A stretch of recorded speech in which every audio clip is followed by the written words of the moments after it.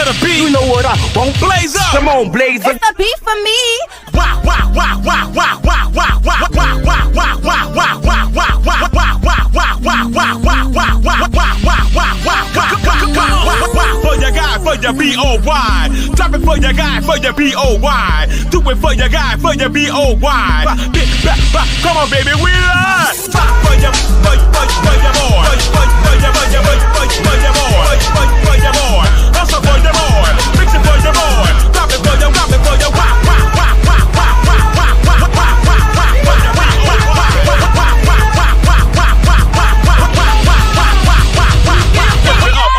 lift it up.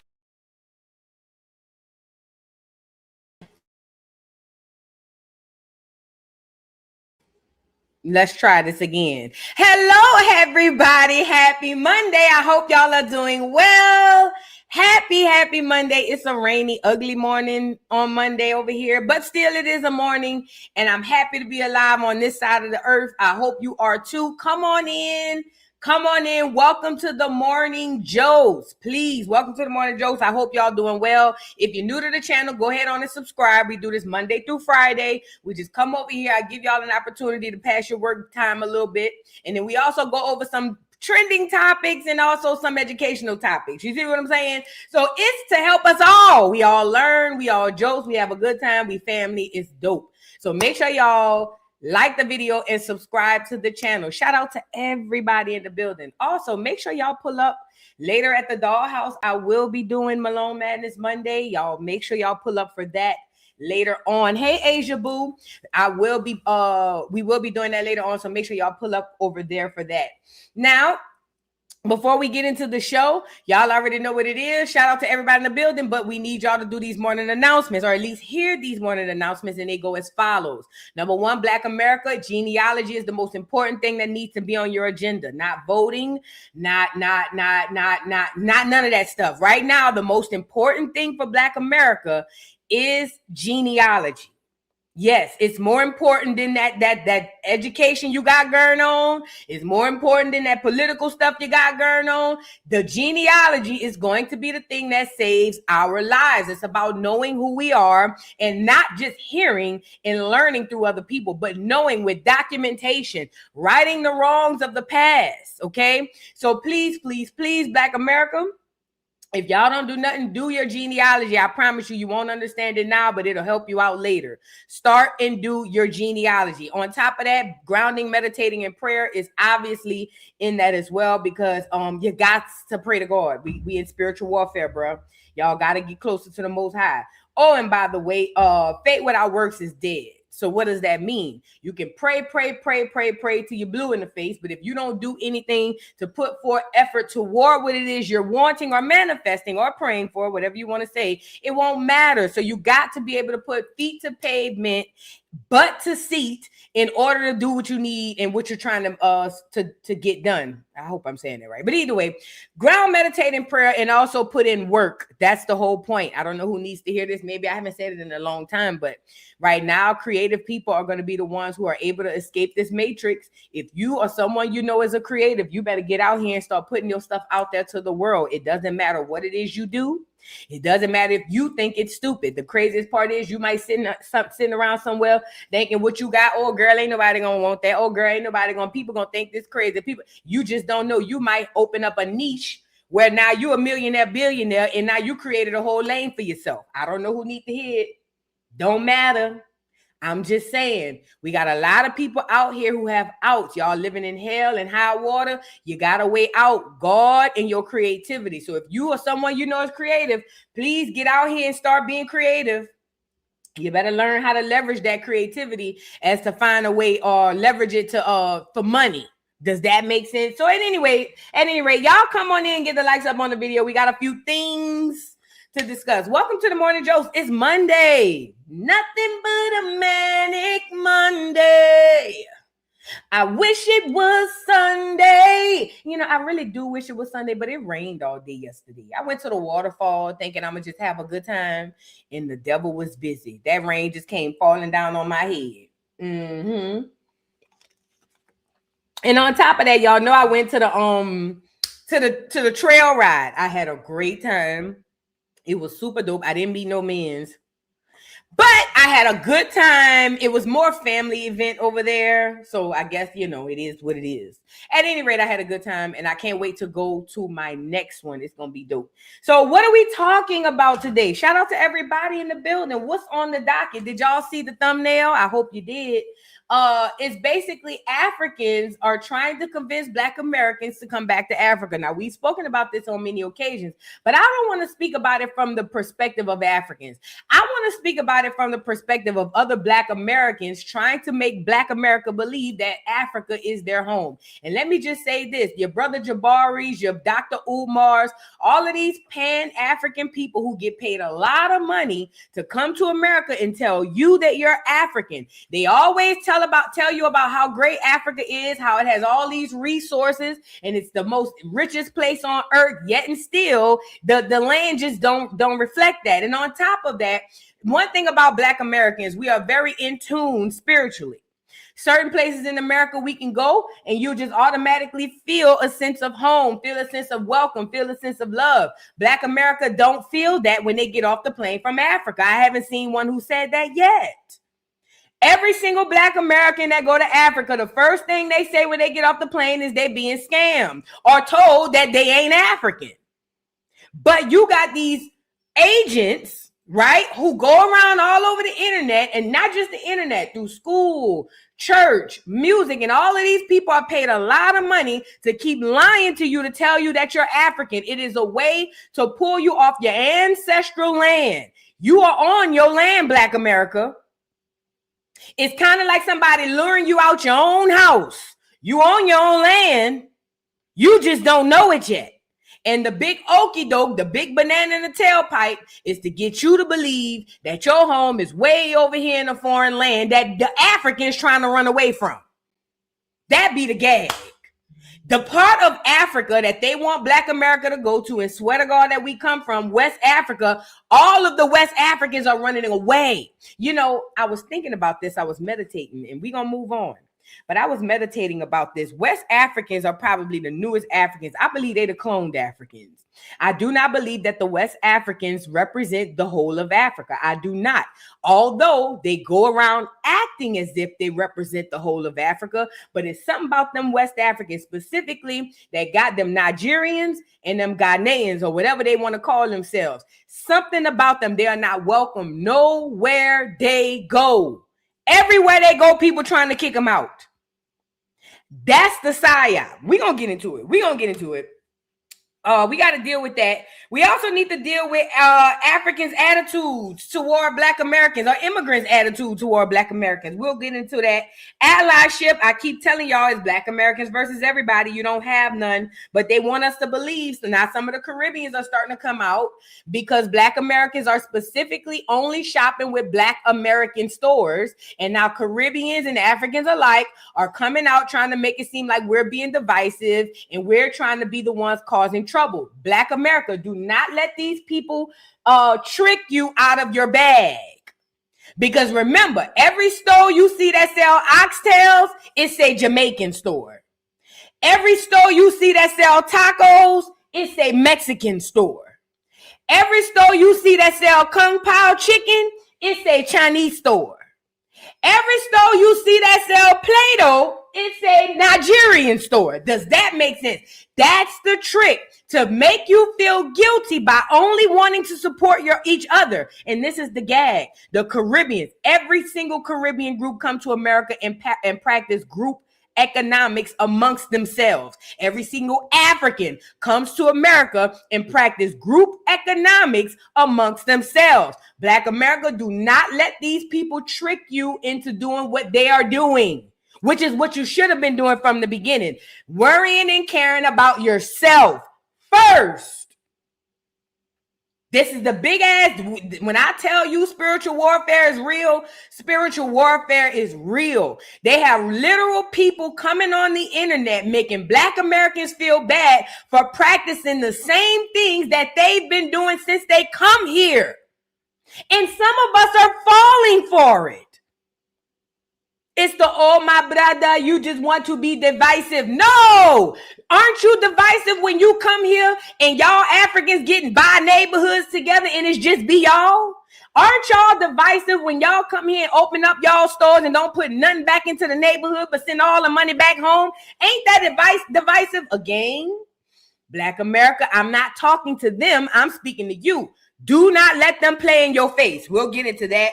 We also need to get into data center killing bees and why that's important. They're trying to sell a fibroid weight loss surgery. They want to remove Black American women's fibroids, and now that the trick that they're using to say that they're removing fibroids is, oh, you're gonna lose weight. So apparently enough of us ain't hopping on the Ozempic train. So now there's a new commercial where they're targeting Black American women, telling them that if they go get their fibroids removed, then they will lose weight. Black American women, let me tell you something, Henrietta Lacks. Don't let that go over your head, Black American women. Let me tell y'all something, Henrietta Lacks in the comments.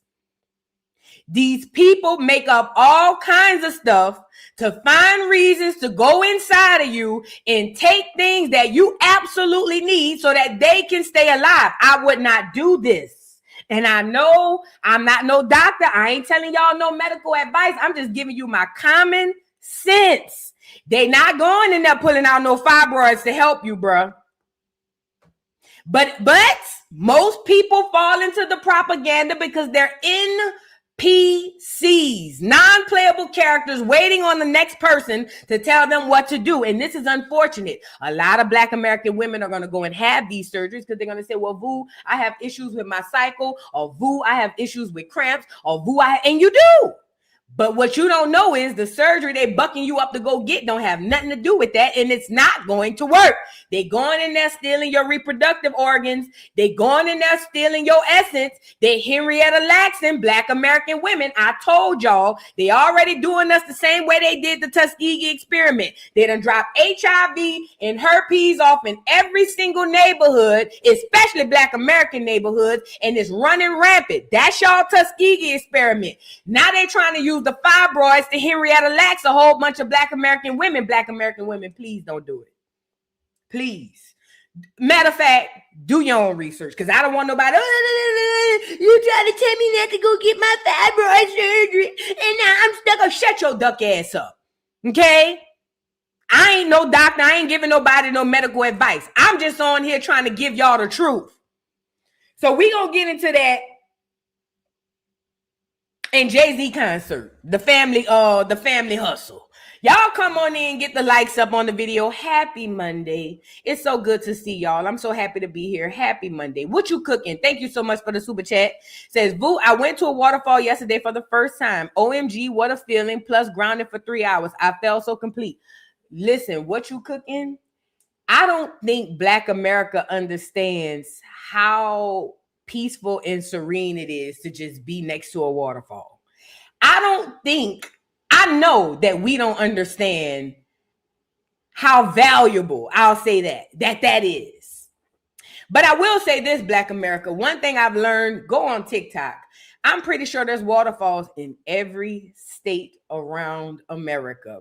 There's a lot of beautiful land right in our backyards that we didn't even know. For instance, I've been living in Georgia since 2016, but it took for somebody to tell me, oh, they got a waterfall over here. And then I went to go see the waterfall, and then I go on TikTok to realize it's 50 waterfalls all up and down, north, south, middle, east, west, and all kinds of places in Georgia. And this is what it made me know. Remember, they keep us occupied on outside of America. That's why when we think of vacation and we think of those type of sightings, we think of going all the way out the country. But the fact of the matter is, Black America, we have these things right here in our backyard. I've traveled abroad and I've seen great sightings, but then I've also gone on TikTok and seen the same shit up in Oregon. I've also gone on TikTok and seen the same up in Iowa. I ain't even gonna hold you. That's the trick, to make you think that beauty is outside of your home. That's why they got y'all believing Africa is rich. But you absolutely right. What you cooking? A waterfall is so peaceful and serene. I was so mad. I was out there for about an hour and I was mad that it started raining. I was PO'd that it started raining. So I know exactly what you feel. Yeah, waterfalls, mountains, they everywhere. They are literally everywhere. Even go and visit mounds and mountains, bruh. Hiking. I don't know. My palate is different. I'm no longer a city girl. I'm a country girl through and through. My palate is just so different. I don't want to go to no club. I don't want to go to no lounge and smoke no hookah. No, I want to go hiking. I want to go see a beautiful view. I want to go to a waterfall. Everybody different. I'm just telling you what excites me. But maybe because I'm getting older, you know, I'm 43. So who knows? Let's move on. Y'all get the lights up. Asia said, I like water too, but I'm in Arizona. Arizona got so many sites. OMG. Let me see if I can pull up one of Arizona. That's a place I'm trying to go to because of the ancient stuff that they got out there. I'm trying to get to Arizona. I'm trying to get to the Grand Canyon. It's a lot on that West Coast, especially over there. I believe that West Coast over there, that Arizona, that California and all that, I believe that was ancient ancient Egyptian. I'm talking about like money. I don't know. It's something special about that region of America. Vegas is extremely beautiful. When you look outside that strip and you look at the skyline and them mountains around Vegas, man, watch out. I'm telling you, we have beauty right here in our backyard. Please look up waterfalls, look up mounds, look up nature around you, and you'll be surprised. Even in Louisiana, in New Orleans, they got mounds out there I didn't even know about. You see what I'm saying? Y'all, we got to start appreciating what's home. That's why they got us believing we from Africa. At any rate, let's jump out the window. I'm sorry, y'all. Get the likes up on the video. I got a few honorable mentions. And again, we will be here live, not here, but at the Dollhouse later on for Malone Madness Monday. So make sure y'all pull up for that. Okay. Let me give a couple of honorable mentions. Did y'all see this? What is this? Elk? Y'all see this bull, this elk or whatever this was, knocked this man glasses off, then damn near beat him half to death? Girl, hold on. I don't know why this man stopped to take this picture, but let me say this. One thing that I noticed when this man took this picture of this big ass elk or bull or whatever the hell it was, it gave me a get out moment. So it was a bull bison. So this man and his wife are walking and they see a bull bison just across the street chilling. Tell me why the man and his wife stopped to take a picture of the bison and the bison literally like snapped. Like, I swear to God, it was like the episode of Get Out. It was just like the movie. Soon as the man snapped the picture of the bull bison ran over there and knocked this man up 1,000 feet in the goddamn air, almost killed him. I swear to God, something going on with them phones. I'm telling you, watch. It was right when the man snapped the picture, the bull went. And then he started charging. I'm telling you, it gave me get out tease. They ain't got no sound. So look, this the bull. Now this the man and his wife right here. Watch.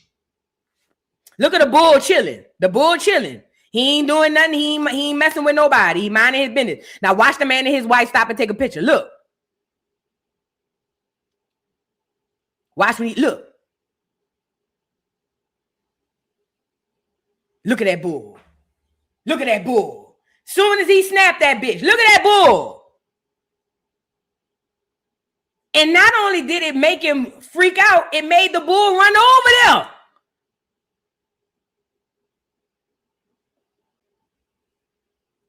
Girl, had the man running for his life. Do you hear me? Had the man running for his life, but he caught him. Yes, he did with his old ass. He should have jumped on that truck. Nigga, you supposed to jump on the table or something. I'm climbing trees, something. I don't know. I'll jump on the roof of somebody's cars or something. Watch that bull get him. Knocked his ass up in the air like a guy. Knocked the Mario coins out his ass. Sure did. Hey, bro. People just see a viral moment with this bull bison knocking this man smooth on his ass. And I'm here for it. But I'm telling y'all now, when that man snapped that picture, that bull bison went, it's giving me get out tease. Remember on Get Out when the black boy met the other black boy and he snapped that picture And then the boy started freaking out and his nose started bleeding. I'm just saying. Because think about it like this. How would that bull know that he's taking a picture from way across the street unless the bull understands cell phones and human interactions? Genuine question.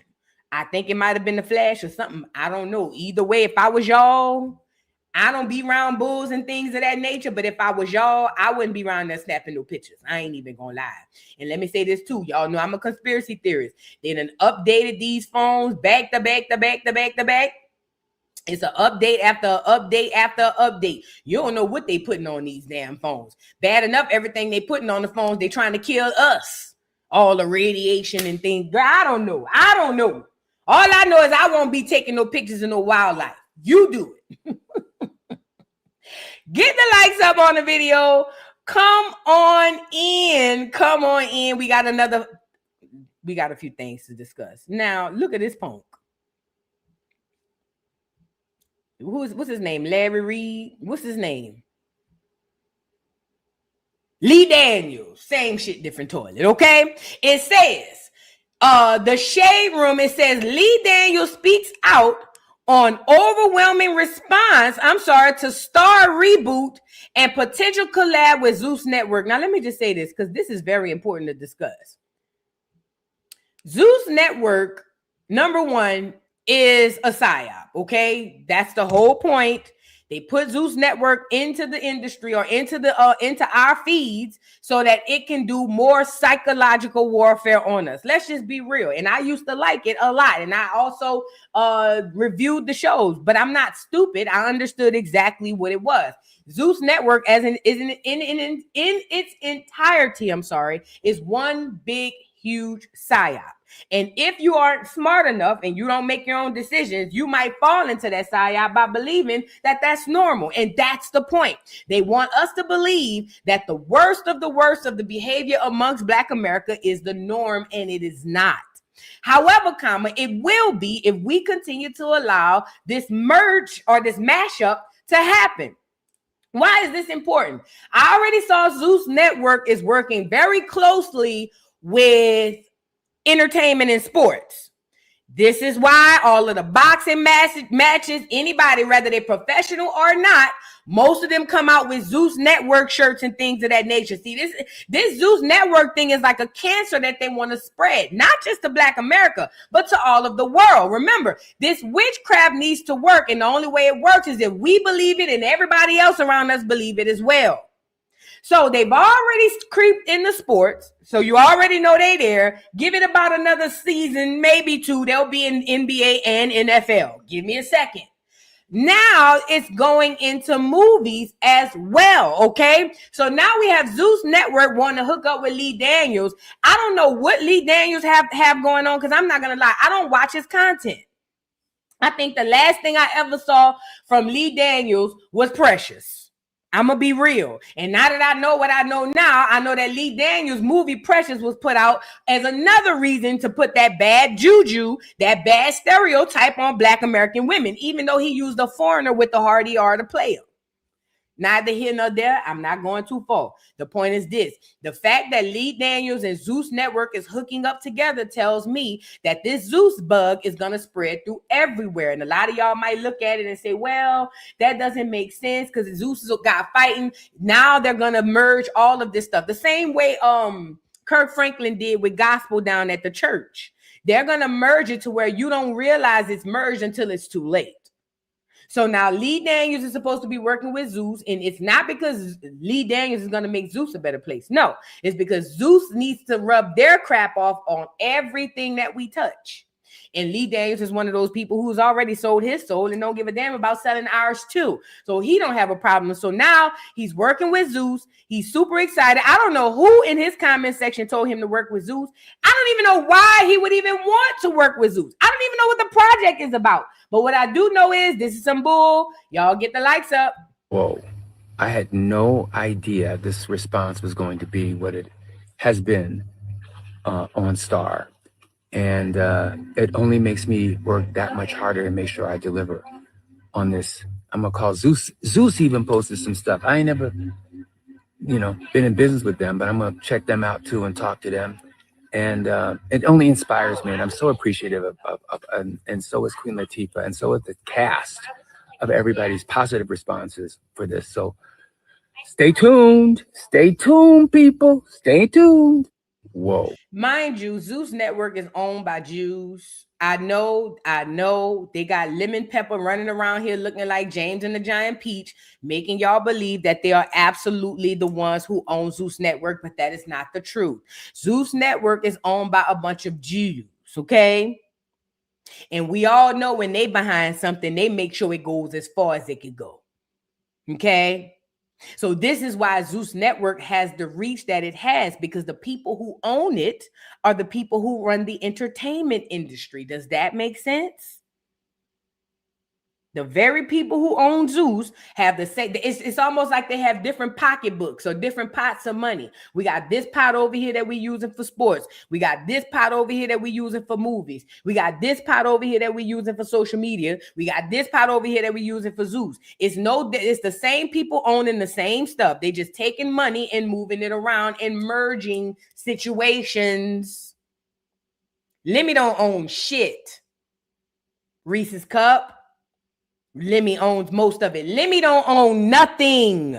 Lemmy is a prop. Lemmy is representation. Lemmy don't own nothing. That's the craziest part. Y'all gotta stop believing what y'all. Lemmy don't own nothing. Why you think whenever Lemmy give gifts, what's the only thing Lemmy could give the people? Bags. Lemmy don't own nothing. Lemmy is a glorified floor supervisor down there at the Zeus Network. He don't own that stuff. Y'all crazy. Y'all crazy. It's scary. You know, I'm not getting upset. It's just scary because sometimes when I be seeing the things that y'all believe, it's really scary. Because y'all don't understand it the way I understand. The small minor things that y'all believe, I be like, no wonder this big shit getting over on y'all. Y'all is crazy. Y'all crazy. Stop believing what you see with these eyes. That's the whole reason why you under the witchcraft right now. Y'all better start using your discernment. You got to start grounding and meditating and getting tapped in. A lot of y'all literally are so far removed. That's why this stuff works. That's why this witchcraft works, because a lot of us are so far removed from tapping in so we can finally see what the hell going on. I'm scared for y'all, bro, but I got to get it. I keep remembering I can't save everybody can't go. I keep remembering. Anyways, Lemmy don't own nothing. Let me make you think he owns something, but that nigga don't own nothing. Okay? Now, the fact that they're working together, I'm telling you, it's not because they want to turn Zeus into a better place. No, they need to spread that Zeus cancer all over entertainment. They've already taken hip hop, broken it down to literal nothing, and left us with Young Miami Spin That. That's all we have for hip hop. As far as mainstream, now they're doing the same thing in the industry with entertainment. Now they're going to break down all of these sectors of entertainment down to a little bit of nothing and make them codependent on these big engines, as I call them. And I'm not saying engine I-N, I'm saying engine E-N-G-I-N-E. These engines, this Zeus Network and all of this ratchet stuff is going to be the motherboard that they're literally surface or serves everything else. I'm telling you, that's what it's going to do. That's what they plan to do. But anyway, some people might think this is dope because a lot of us care more about money more than anything. And people feel like, oh, well, that's dope. He'll get to make more money. Fine. If money is your main objective, then yes, it works. It absolutely works. But I'm telling y'all now, bro, this ain't going to be good. At any rate, moving on. Please, Black America, the only thing I'm going to ask y'all is this, because I can't tell you what to believe and what not to believe. The only thing I can ask is that you do this. Whenever you see things on the internet, if you realize, stop and pay attention. I don't care if it's people you like or people you don't like. If your first response, whenever you hear or see something, is to automatically think it is true, you have a problem. Because that implies that the people on the other side of the camera actually cares about you and want to give you good and real information. But I'm telling you, I'm on the other side of the camera. Nobody on this side gives a fuck about you. I'm gonna be real. 98% of the people on this side of the camera are here to fool you. 98% of the people on this side of the camera, not your side, I'm talking about my side, they're here to play in your face and fool you. So when y'all just see stuff on the internet and run with it, I ain't gonna lie, that's scary because I could see it. But I get it. A lot of you guys can't. I just hope that y'all start to use your discernment and start to actually talk to yourself and listen to yourself to figure out what's real and what's not. Because these people are playing on y'all intelligence and they playing in your face every single day. Okay? Now I want to move on. Let's get into the lady with the fibroids. Did y'all see? Now, I told y'all this fibroid thing. I'm not saying that Black American women don't have fibroids. No, and I'm not saying that Black American women don't suffer from fibroids. Obviously, we do. But I believe the fibroids that we suffer from and we deal with are induced by them. I believe that through Planned Parenthood, I believe that through birth control, and I also believe through shots, through immunizations.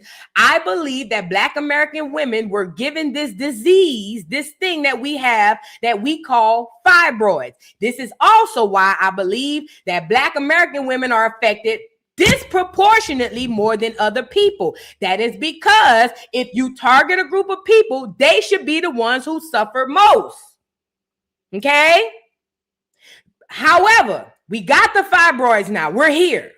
Black American women, by and large, sometimes a lot of them suffer from fibroids. Now, they gave you the disease, and this is how evil and sick this enemy is. They give us the disease and then act as if they want to give us a cure, knowing good and well what they're giving us is not a cure. Let me tell y'all something, Black America. The things and people who run this world could care less if you live or die. They don't care. The people who make the rules, the things and people who make the rules and run this world could care less if you live or die. Those things and people are trying to survive. They trying to extend their longevity here on this earth. And if it means unaliving you, taking away your life, your livelihood, your family, and everything else, so be it.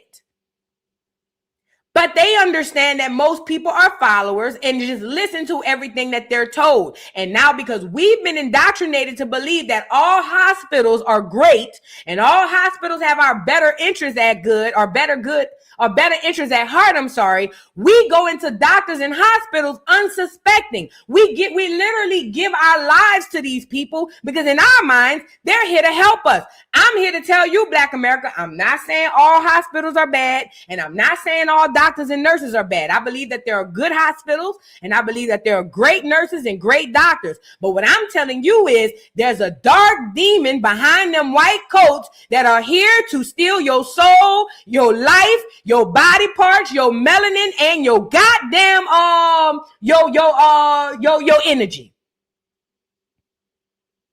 You just gotta know it.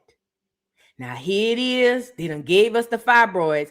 Now, remember, they had us over here taking Ozempic to lose weight. Remember that? All of the girls started getting on Ozempic. I guess the Ozempic wave died down. Now they're attacking us from another place. This is the spiritual warfare that I speak about. Now we're being attacked, Black American women, from another angle. Now they want to use the disease they gave us, the fibroids they gave us. Now they want to use that to call us back into the hospital so that they can remove said fibroids so that you can lose weight. They're selling you surgery for weight loss. And I'm not going to lie, it sounds asinine, but then again, it don't, because most people laying under the knife for nothing. Most people going under the knife in 2026 for literal nothing. At any rate, let's get into the video. So it says Chicago area woman, and it's always a Black American that you can relate to. Y'all ever notice that? It ain't just any Black woman. They always find, it's kind of like if you selling soccer shoes. I need the highest soccer player, the best soccer player to sell these shoes. I'm not going to get Michael Jordan to sell you soccer shoes. No, I need the MVP of soccer to sell these soccer shoes so that people could believe these are good shoes. This is why the enemy uses us to sell to us, because we are more inclined to believe that these people have our best interests at heart because they look like us. But my grandma used to say this all the time. All skin folk ain't kin folk. Does that make sense? Don't fall for this okie doke. Chicago area woman has 21 fibroids removed after years of symptoms. Quote, God gave me a second chance. Rachel Hampton lost more than 53 pounds, but her stomach would not go down. Then she fainted. An MRI revealed she had 23 fibroids so severe that there was almost no uterine tissue left. She was told she would likely need a hysterectomy. She got a second opinion and fought for her uterus. Surgeons removed 21 fibroids and her uterus was preserved. Let me pause right here. Did you guys know that once they remove fibroids, there's a good chance that they come right back, right? Y'all know that, right? You do know once you remove the fibroids, that's not it. You do know that a lot of women who go get the fibroids removed end up returning because they come right back. It's kind of like chicken pox. No cap. You scratch one and then it spread. No bullshit. Look it up. This is why you got to know what you're talking about when you go into these doctors. Because see, they're going to sell you to remove the fibroids, but they're going to omit the fact that you're probably going to be right back here getting more out. Neither here nor there. It says surgeons removed 21 fibroids and her uterus was preserved. Black women are more likely to develop fibroids at younger ages and experience more severe symptoms than other groups. If something feels wrong, please go get checked. No, allegedly. The earlier you know, the more go get checked. I don't give a damn because I'm not about to tongue wrestle with no hole. Let's get into it. At just 35 years old, Rachel Hampton was on a quest to lose weight, down 53 pounds. She could see the difference everywhere, but her stomach, it never got smaller. And then she got sick. So I faint, I go to the hospital. I end up having to go back for a checkup. And the doctor pretty much was like, we were talking about weight loss and my weight loss journey, and I was explaining how much weight I had lost and things like that. And we were talking about my stomach and why my stomach wasn't going down. And it wasn't just recovery from a concussion. Doctors uncovered a diagnosis that would change Rachel Hampton's life forever. The MRI showed that I had severe fibroids. Fibroids impact up to 80% of women by age 50. Black women are at a higher risk for earlier and more severe cases. Symptoms can include heavy bleeding, pelvic pain, anemia, and a swollen abdomen. Specialists like, yeah, you're probably going to need to get a hysterectomy, X, Y, and Z. She was like, I can't figure out where the fibroid versus your uterine tissue is at. Determined to save her uterus, Rachel sought another opinion after a referral from infectious disease specialist Dr. Angelique Worthy led her to gynecologic surgeon Dr. Kanika Sood. You need to get them out your body now. Doctors would eventually discover. Y'all saw them doctors? What, they was Arabs? I told you, aren't they always foreigners? Did I not tell you that them foreign doctors come to America because everybody wants the chance to work on a God? Remember, scientifically, genetically, you and them are completely different. Every freaking time you turn around, it's a foreign doctor with a hard ER talking to you about doing some type of surgery and cutting on you. I'm just saying. 23 fibroids. Altogether, I had 23 fibroids. 21 were removed. Biggest fibroid that I think that they removed, it was up underneath my rib cage. They were humongous. So as of right now, I think I've lost 19 pounds. Since the surgery. Mm-hmm. 2 tiny fibroids, each about the size of a pin tip, were left behind. But Rachel believes they've been growing for years. What year would you say, looking back on my life, this is when those fibroids were getting out of control? It had to be like 2019, 20 maybe. More than a month after her May 26th surgery, the now 36-year-old is lighter by 19 pounds. But the greatest gift wasn't what was removed. It was preserving the possibility of what's to come. Motherhood. I'm excited. I'm happy. I could cry every single day. I feel like God gave me a second chance in life. Tia Ewing, Fox Chicago. that's the young lady who had the fibroid surgery because she wanted to lose her belly. She said that she didn't know why. She went to the doctor. They found 23 fibroids, took all out but 2. I want to say a couple of them, and left them there. And she's down 19 pounds. This is a weight loss commercial. That's what it is. It's a weight loss commercial. And I know y'all gonna say that's not true, Voodoo, because that lady was talking about how she was probably having issues getting pregnant and no, this is a weight loss commercial. Because most people are gonna hone in on the fact that right after she had the surgery, she said she lost 19 pounds. Niggas is women, Black American women are going to start volunteering to go and get the fibroids removed, even if they don't have them. They're going to go to the doctors and tell the doctors, hey, I think I got fibroids. And because the doctors get incentives for you having them, they're going to find fibroids. Oh, yeah, they're going to find them. And then they're going to set you up for the surgery. Now, the surgeon get money, Big Pharma get money, the doctor get money, everybody get money. And the only thing you waiting to get out of it is weight loss. Watch. It ain't going to be the women who got real severe fibroids dealing with this. It's going to be regular, degular, schmegular, everyday women. Oh, you know what, though?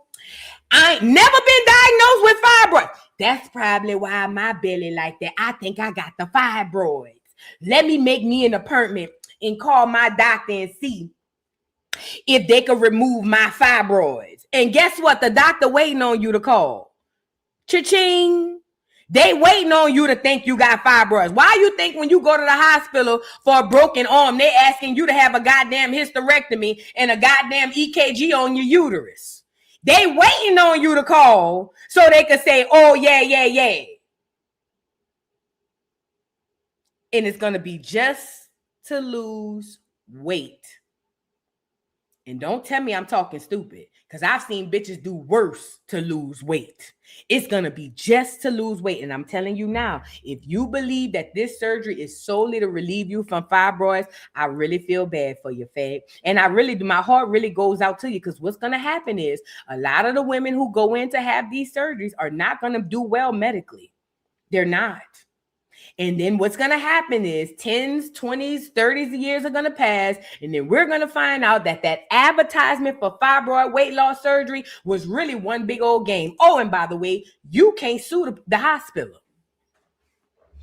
But my mama died. Oh, well, you can't sue. So now what you going to do? I just went to get my fibroids removed. Turns out they took my whole uterus. You can't sue for that. Let's move on. I could lead the horse to water. Sometimes I be wanting to duck y'all head in there. I ain't gonna lie. Let's move on.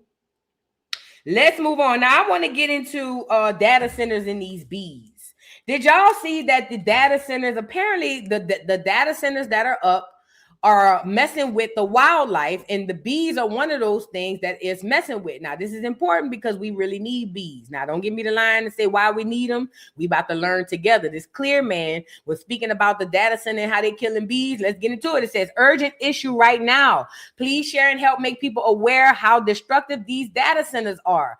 Farmers are reporting data centers are killing their bees, and people do not seem to understand how important this is. Without bees, we die too. It says data center produce artificial EMF fields that researchers say disrupt the magnetic navigation system bees have relied on for 1 million or millions of years.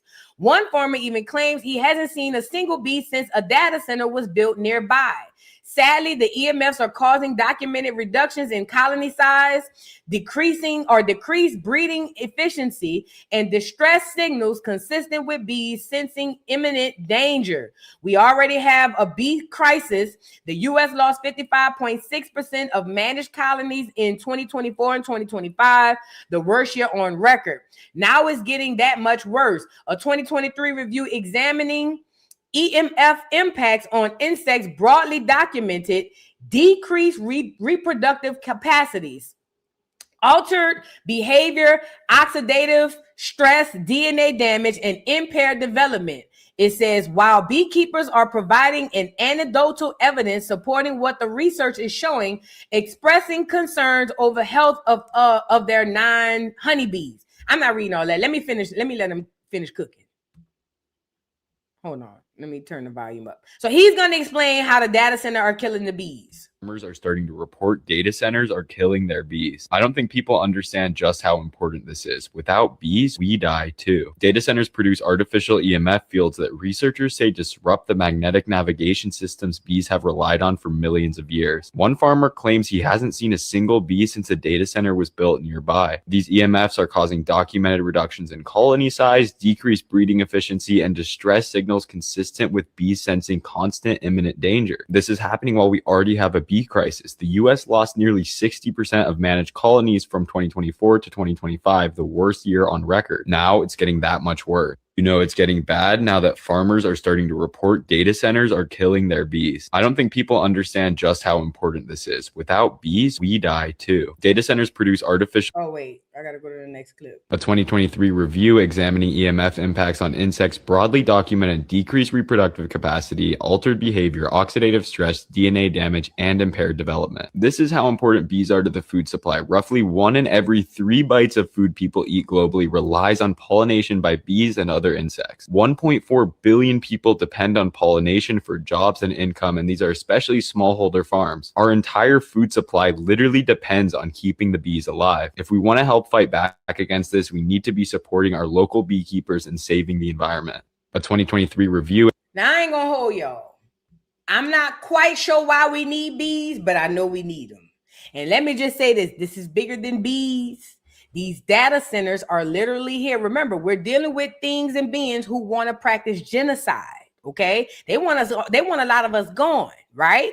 And if you kill the wildlife around people, then you ultimately affect the people and or kill the people. So we might look at it as, oh, well, they got rid of bees. Oh, well, but if bees carrying pollen and honey or whatever it is they do, if that somehow affects the circle of life for us and what we're doing now, we won't know it until it's too late. These data centers are horrible. And this is the gag. That's why I say to all my Black political people, why aren't we making noise about the data centers? Because the people don't understand that we really do have the power. The only reason why the politicians keep the power is because we believe that they are the ones with the power. No, the people, Black, white, yellow, green, blue, or in between.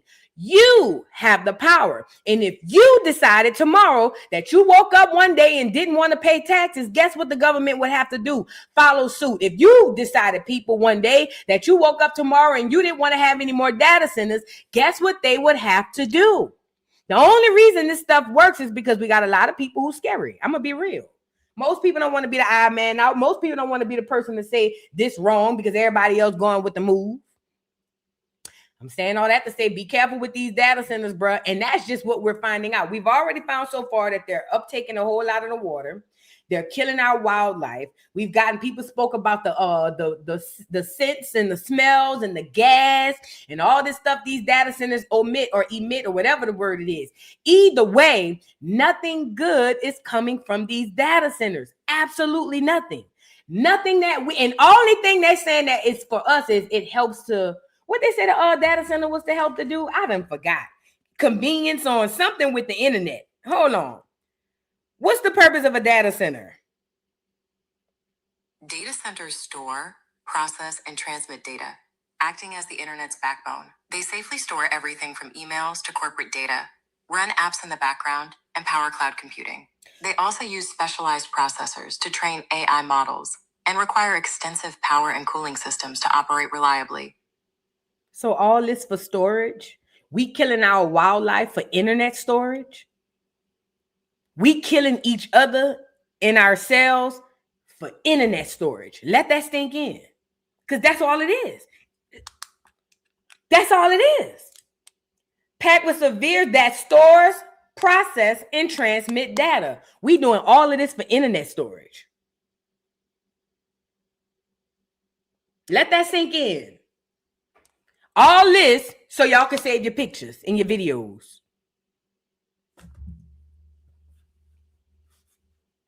Woo! Let's move on. Get the likes up on the video. Shout out to everybody in the building. Shout out to everybody in the building because that's the short and tall of it. It is. People don't want to admit it, but it's the truth. That's the short and tall of it. We doing all of this to store information on the internet. killing ourselves, killing our wildlife, giving each other cancer, we dying, all kinds of stuff. At least that's what they sold to us. That's what they told us. But we know that's not why they have data centers, right? You do know data centers have nothing to do with what humans need. I hope so. I hope so. I really hope that some of you guys are using your discernment and you understand that data centers are not for us. They say it's for us. That's how they get to sell it to us and get us to be on board. But none of this is for us. Let's move on. Get the likes up on the video and shout out to everybody in the building. I want to move on to Jay-Z and this goddamn concert. OMG.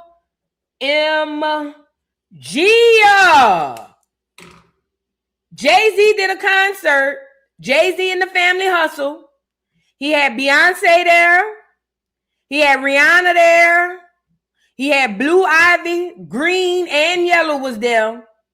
Tina was there selling witches brew out the bike. The nephew Jules was out there selling ass. The whole Family Hustle was down to the concert. And I told y'all yesterday, y'all believe that Jay-Z is doing this for the love of the game. No, concerts are hard work. Michael told you, I hate to tour. It's just so gruesome. It's just so, I just hate to. You don't know the work that goes into creating a tour. I don't give a damn if it's a 2-city tour. You don't know the work that goes into creating a tour. That's why you think what Jay-Z doing is cute. Oh, he just wanna, you feel what I'm saying? That's why. Anyway, Jigga and the Family Hustle came out to the Yankee Stadium. Thank God he listened to Dame Dash. Thank God. He listened to Dame Dash. He cut that raglass bush off and he got out the West Coast gear. He put the Yankee fitted back on when he got to Yankee Stadium. He had the low-cut Caesar. It was the old Jigga. He even looked like he'd been working out. I ain't gonna lie, little Jigga, man. You kind of looked a little fine. I ain't gonna lie. You know what I'm saying? Anyways, with his ugly ass. Anyway, he was out there down to the Yankee Stadium. And remember, he got the whole family out there. Not only does he have the family, he brought out all of his friends as well. Rihanna, Tiana Taylor, Beyonce, obviously. He had a whole bunch of Nas. Anybody was down at the concert running the town and things of that nature. Now, I just want to say, I didn't go to the concert. My little partner, I saw him yesterday. He told me he went up there just for the concert. He said it was dope or whatever. But I heard them tickets was high as giraffe coochie. Now, again, in this economy, Black America, y'all be swearing to God y'all ain't got it. But when one of these faves come out and recycling these old ass songs, y'all run up over there. You see what I'm saying?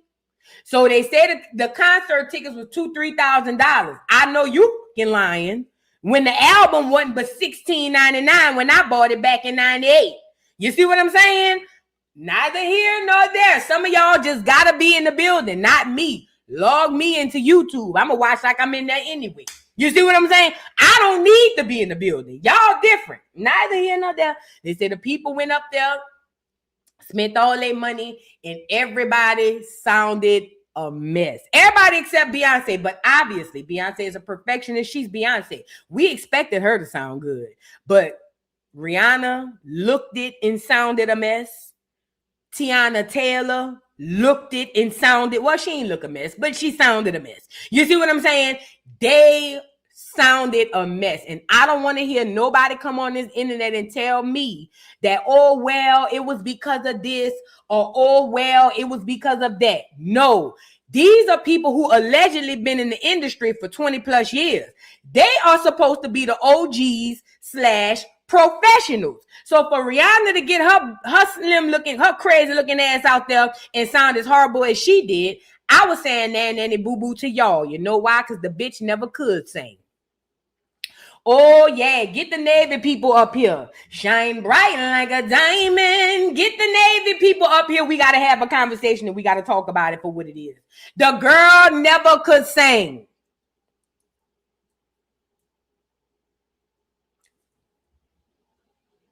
Can we say the quiet part out loud? Too late. I already did it. She never could sing. Never. Not one day. From the wait, what's that song she was singing? But I know that he knows I'm unfaithful and it kills me inside to know that I am happy with some other guy. I don't want to do this anymore. That girl could never sing From the Moment You Met the Bitch. I gotta say it. I'm sorry. I'm not crazy. I love music and I have a great ear. She never could sing. She never could sing. She's dope though. No shade. Rihanna is she's a key. She's a vibe. She's that girl. No shade. But she never could sing. What makes me mad with y'all is y'all go to rewriting history and the present.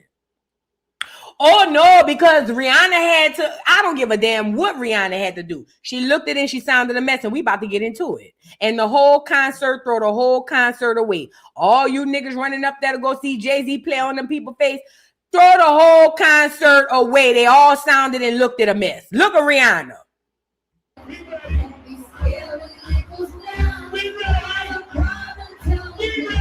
And you know what's worse? They even had the track playing behind the bitch. All she needed to do was whisper over the music. Oh, yeah. See, y'all don't know nothing about entertainment. Let me help y'all out. It wasn't that she was singing this solo just her. She wasn't on no acapella.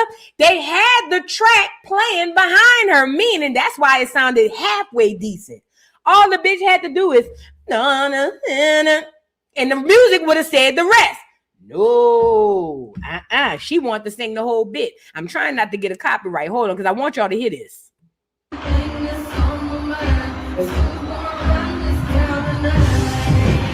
She sounded a mess. Let me see if I can find another video. She sounded a M-E-S-S. Do you hear me? Here she go. Hold on, let me see. Girl, I couldn't believe my ears. And I was mad at y'all. You better put that mic out to the crowd and let them sing it, bitch, because you sounded a mess. Yes. We need to hear y'all New York City. All the way up to the top.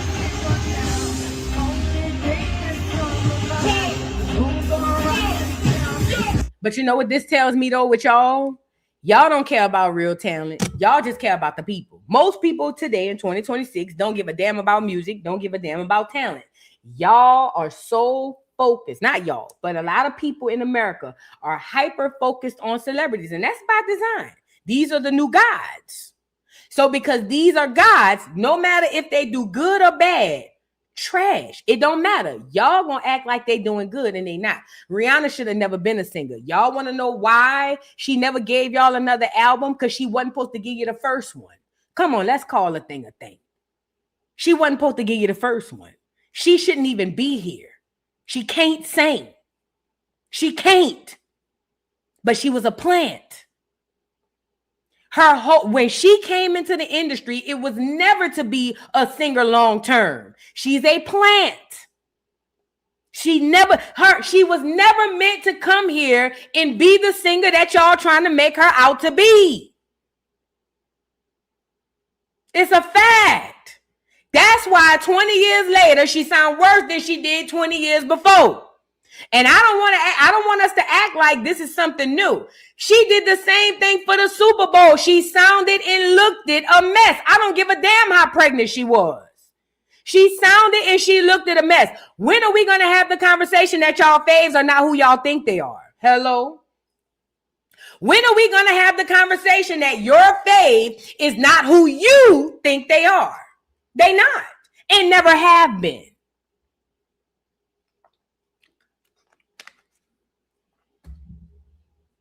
Because it's the truth. None of them. And these newfound celebrities they making, like the Tiana Taylors, yeah. Now, this is the thing. I don't want nobody to make excuses about any of these girls because Beyonce got up there, and every time Beyonce gets somewhere, she sounds like the album. But that's real talent, hello, versus everybody who playing in the studio. Beyonce got up there and did Drunk in Love and sounded just like the album. So it ain't got nothing to do with none of this other stuff.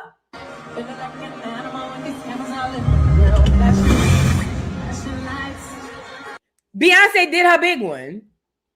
It was the people, not the microphones. Hello? It was the people, not the microphones. And let me just say this as well. I keep telling y'all, these talents that you love about these celebrities are the trap. That's the okie doke. That's the banana in the tailpipe. That's the Trojan horse. They want you to fall in love with the people via the talent so that you can look at these people as upstanding people. And then once you do that, that is where the okie doke comes in. That's where the witchcraft comes in. That's where the destruction comes in. I'm sorry. So you loving on these people because they know how to sing, not realizing the music they're putting in your ears is witchcraft. So Beyonce was there. Tiana Taylor sounded worse than doggone Rihanna, and I didn't think that was possible. She sounded worse than Rihanna. Get her up here. I don't know why they had her singing Ain't No Love in the City. Oh no, she was singing I'm the one who's crazy. That's the way you're making me. That Mary J. Blige.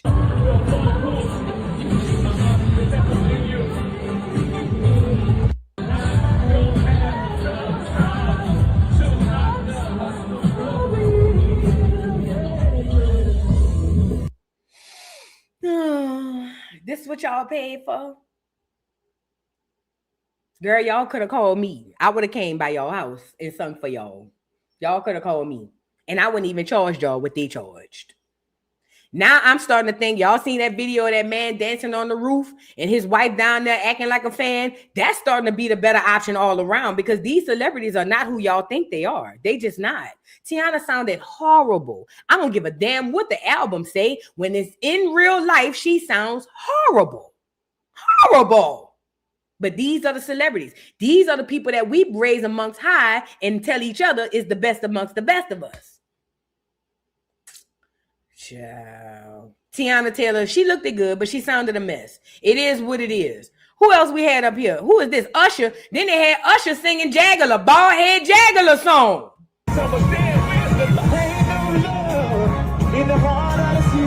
Now they out of pocket. Get Bald Head Jaggler up here. Y'all remember the last time Jigga did that? Bald Head Jaggler was in there talking about, ain't no love. Ain't no love.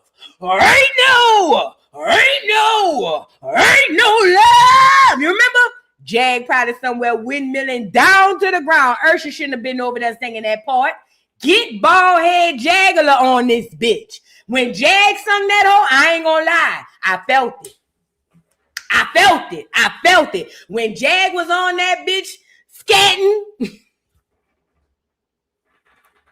When Bald Head Jaggler was on the ones and twos scatting on that goddamn track, I ain't gonna lie. Even though that hoe put a curse on me, that bitch sounded good. Bald head asshole. That hoe sounded good. I ain't gonna lie. I ain't no hater. I might hate, but I ain't no hater. You see what I'm saying? That hoe did the job better than Usher. So I feel like Jay-Z should have put his differences to the side and got Bald Head Jaggler up here to do the song because I don't like this. Even though Jag is a mess, the bitch, one thing you can't take from her ugly ass is she could sing. You see what I'm saying? So yeah, I feel like he should have put his differences to the side and got Jag on the ones and twos because Usher sounded a mess. He don't even have a strong enough voice to sing that song. You see what I'm saying? You got to be strong like Jag. Now look at the clips. What they on here singing?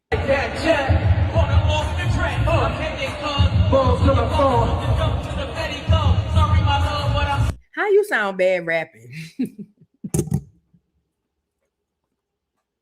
How you sound bad rapping, nigga? Oh, they looked and it sounded so bad. Them niggas, I heard they plants too. But you know, they sounded so bad. Did he get Dame up there? Did Dame come up there? Who this is? Jeezy. Look at young Jeezy. I ain't gonna lie, Jeezy do a good show. Even though that nigga get on my nerves. And Jeezy don't get on my nerves. Jeezy do a good show. So I know Jeezy cut up. The clips looked at a mess. Rihanna looked at a bigger mess. Let's really be clear. And the family hustle goes on without a hitch. Let me just say this. Again, these are supposed to be the top of the blacks, right? According to y'all, these is the top blacks amongst us. Yet and still, him and Beyonce is on stage hustling the family hustle. Now, I heard y'all was breaking in the place, huh? They said these people jumped in and snuck in or something.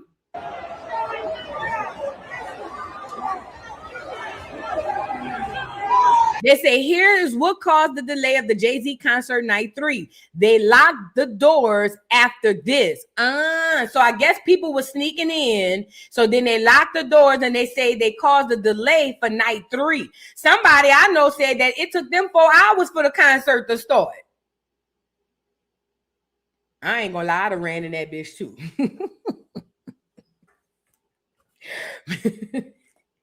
Next thing you know, you would have seen me coming through the door. I could see somebody. Is that voodoo? No, girl, that wasn't me. Look at me.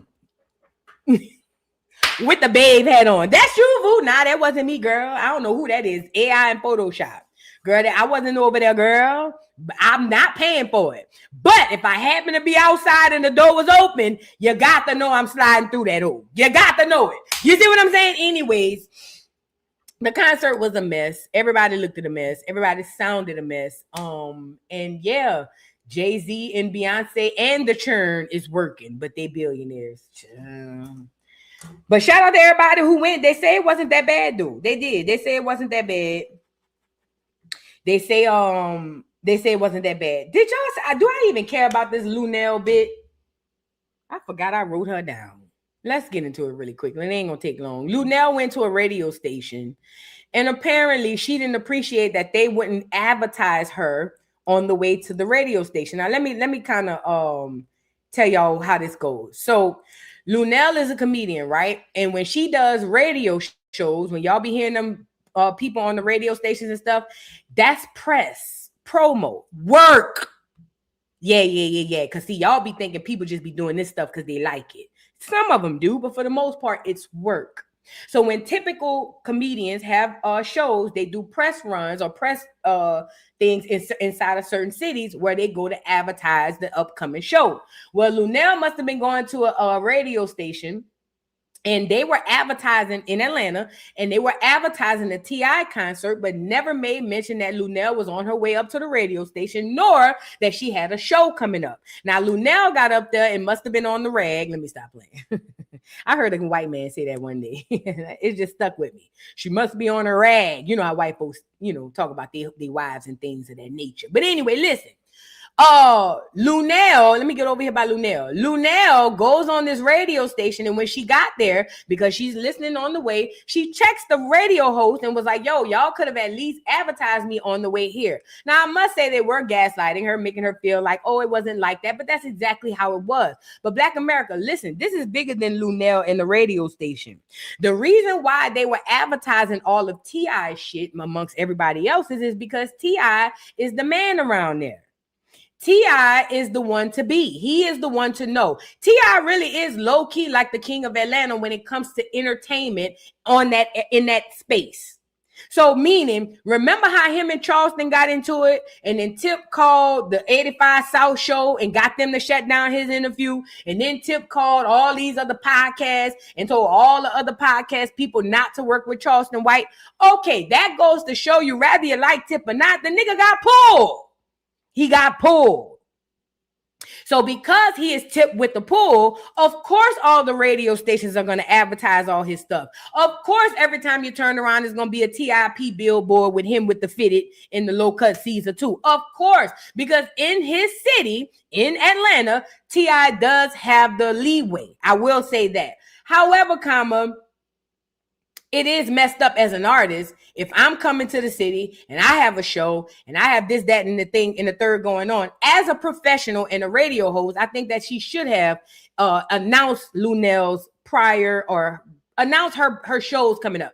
Lunel didn't like it. Lunel cussed everybody out, and let's get into it. She didn't physically curse, but she was upset, obviously. Let's get into her telling the radio host that she didn't appreciate coming up there, and they didn't say nothing to her. Please clap it up for comedian Lunel. All right. Good morning. Good morning. Look at Lunel coming in here looking good. Yeah, you know what? Huh. So I have this thing that I do when I'm on my way to the station. I be listening, right? And so one of y'all said, "What's going on this weekend?" And it was T.I., and all this. And nobody mentioned me, and I'm on my way here.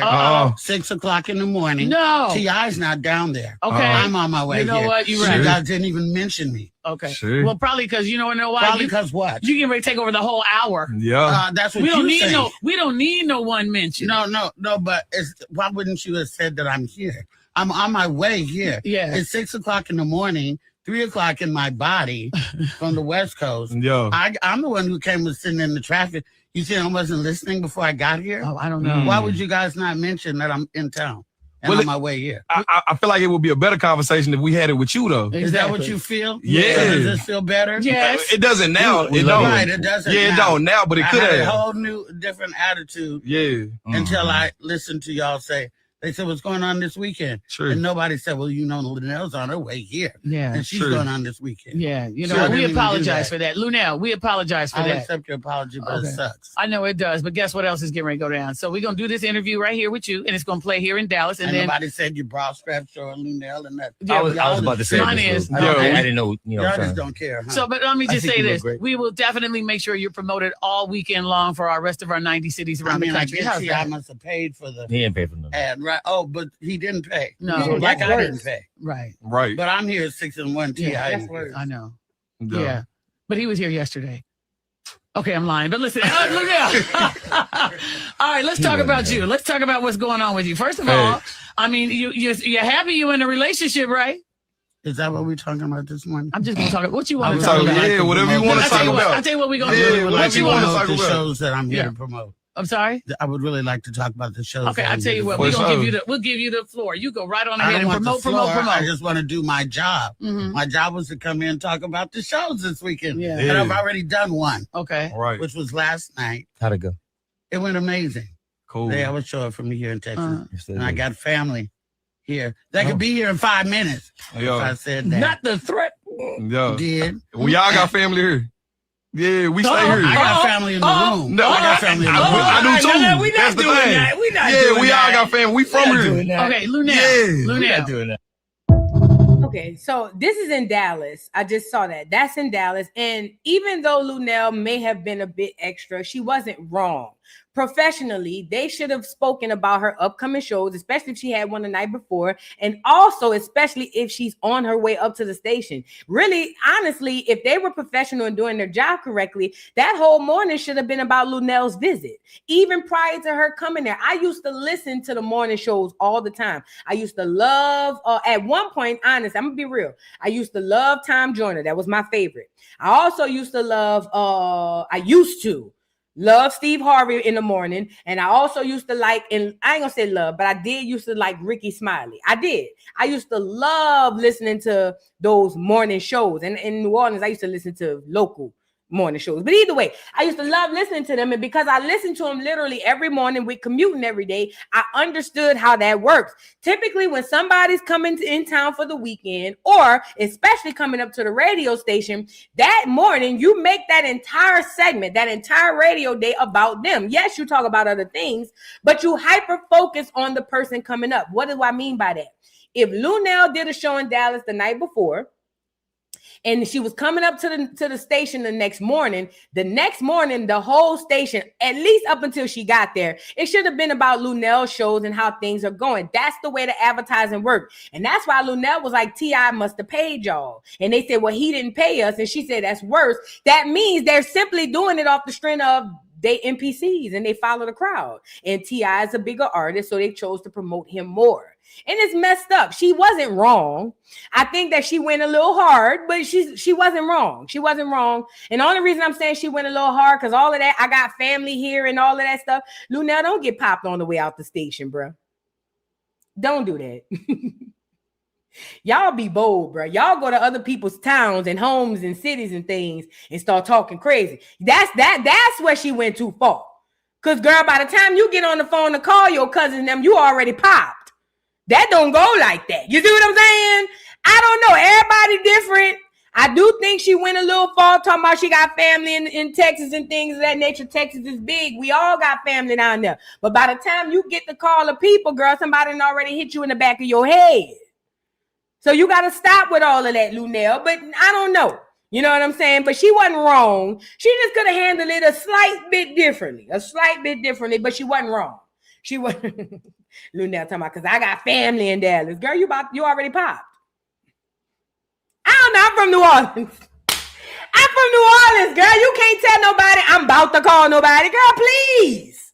Girl, the moment you say, oh, because let me get, girl, the people not about to let you call nobody. That's, well, I mean, I know this ain't just a New Orleans thing. This got to be a black thing. You think I'm going to let you call your people to come around here and beat me up? Girl, no, I got to beat you up first. No. Let me hurry up and beat you up and get it out the way. So when you and your cousins come back, now it's going, yay.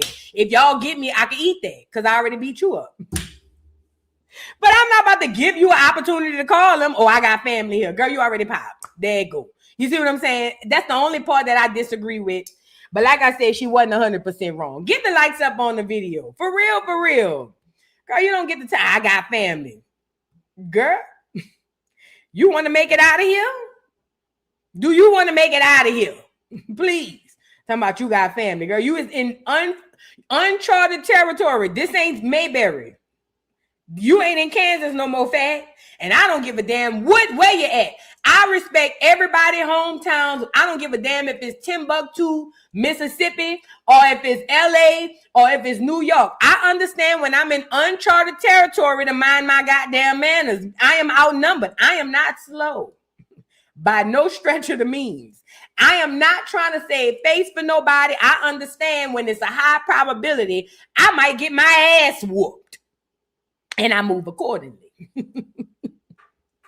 I don't need to prove nothing to nobody. I'm good. If I feel it's a high probability, these people might whoop my ass, I'm going to move accordingly. I'm going to just move around. Y'all got it. But you right.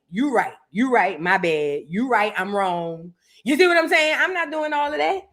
Now, let's move on. Get the likes up on the video, please. Get the likes up on the video. Let me read a couple of super chats. Hold on.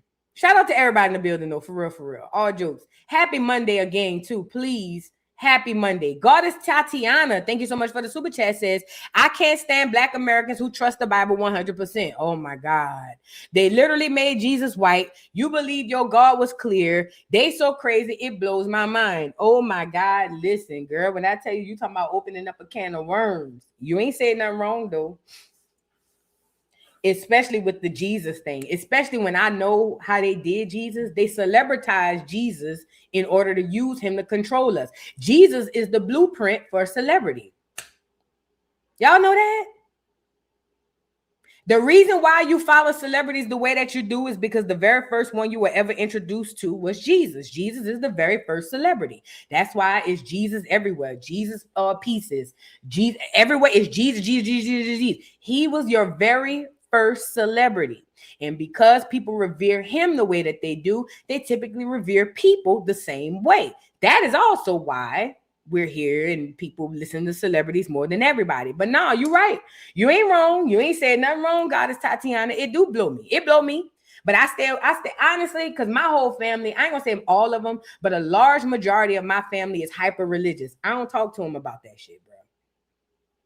I don't talk to them about it. Because the way my family work, we be done started talking about it, and the next thing you know, now I'm cursing you out and you cursing me out. And you got the Bible in your hand.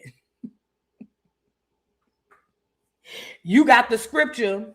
Look, you got the scripture and the glasses is on the tip of your nose, and I done said something to piss you off, and now all of a sudden, God and the Bible done went out your vocabulary, and you done called me everything but the child of God. You see what I'm saying? So I just try to stay away from them people. Because I don't want to even make them people have to invoke that demon. Because I know most people who hide behind the Bible, they hide behind the Bible because the Bible is, in their mind, it shields their devil. In their mind, most Bible thumpers are the most evil people walking the face of this earth. Not all. Most Bible thumpers are the most evil, Disgusting people that walk the face of this earth. And they use that book as a shield. They walk around with that shield of armor. That's the book. And in their mind, as long as they keep the book, people won't see how horrible and evil and demonic and disgusting they are, but it never works. See?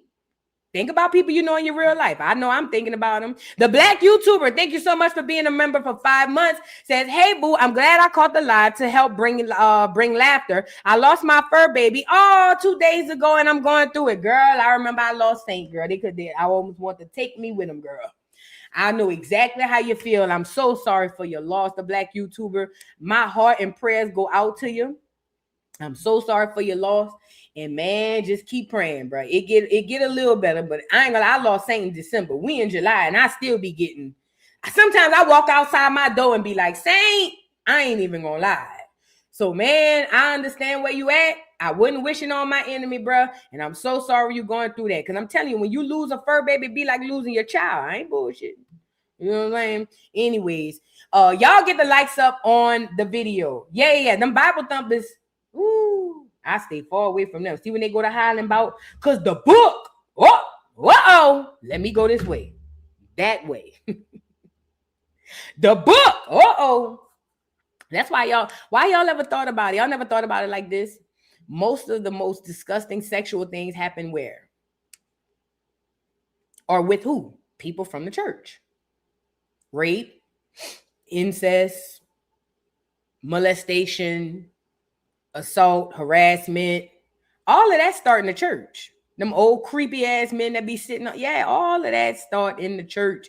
The pastor taking up the children. Next thing you know, you find out the pastor screwing the children, or it be like the deacon that everybody loved and adored is really a freak. They done found child PORN on his computers. They hide behind the book. That's the shield. That's the shield of armor, the book.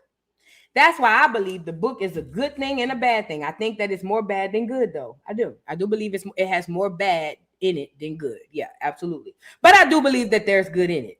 Let's move on. I know my mama somewhere windmilling because she watch every day. She loves the Bible.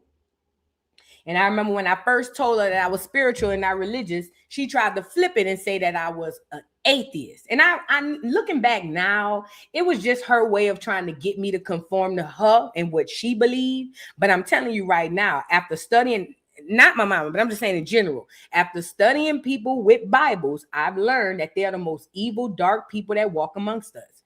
Those are the ones that carry the Bible first. Those are the ones that introduce themselves through the Bible first. Them the ones you got to watch for. Let's move on. Get the likes up. Shout out to everybody in the building. Okay. The only Princess Cookie. Thank you so much for the super chat. Says, evil religious. You ever see Midnight Massacre? No. Midnight Massacre. Is there a movie? If so, I need to pull it up. Midnight Massacre. Let me see. Y'all know I love me a good movie now. Midnight Massacre.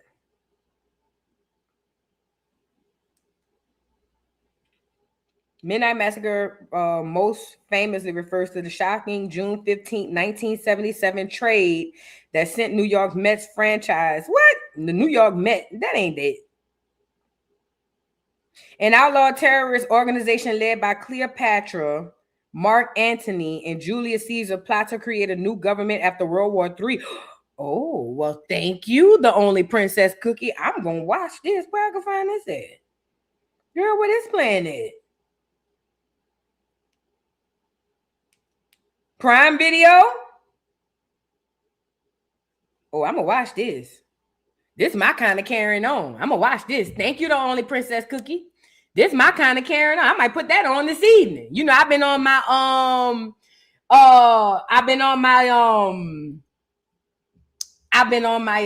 Harry Potter, but I might have to pause him to see what's going on. You know what I'm saying? They say Midnight Mass is on Netflix. I'm going to sure pull it up. Thank you so much. I appreciate y'all. I might watch that this evening, baby. Sure will. Now let's move on. It's Midnight Mass. Midnight Mass. Midnight Mass. Let me pull it up. Make sure I'm looking at the right thing because I just saw Midnight Massacre. Hold on. Midnight Mass.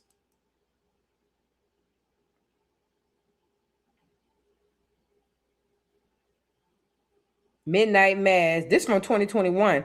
2021 Netflix gothic horror miniseries created by Mike Flanagan, set in an isolated island community where the arrival of a charismatic new priest coincides with miraculous events and dark supernatural occurrences, exploring themes of faith. Now, this the one I think you wanted me to watch. Through exploring themes of faith, fanatism, and a redemption through a vampire-centric allegory. I'm gonna watch both of them. Midnight Mass and Midnight Massacre. I'm gonna watch both of them.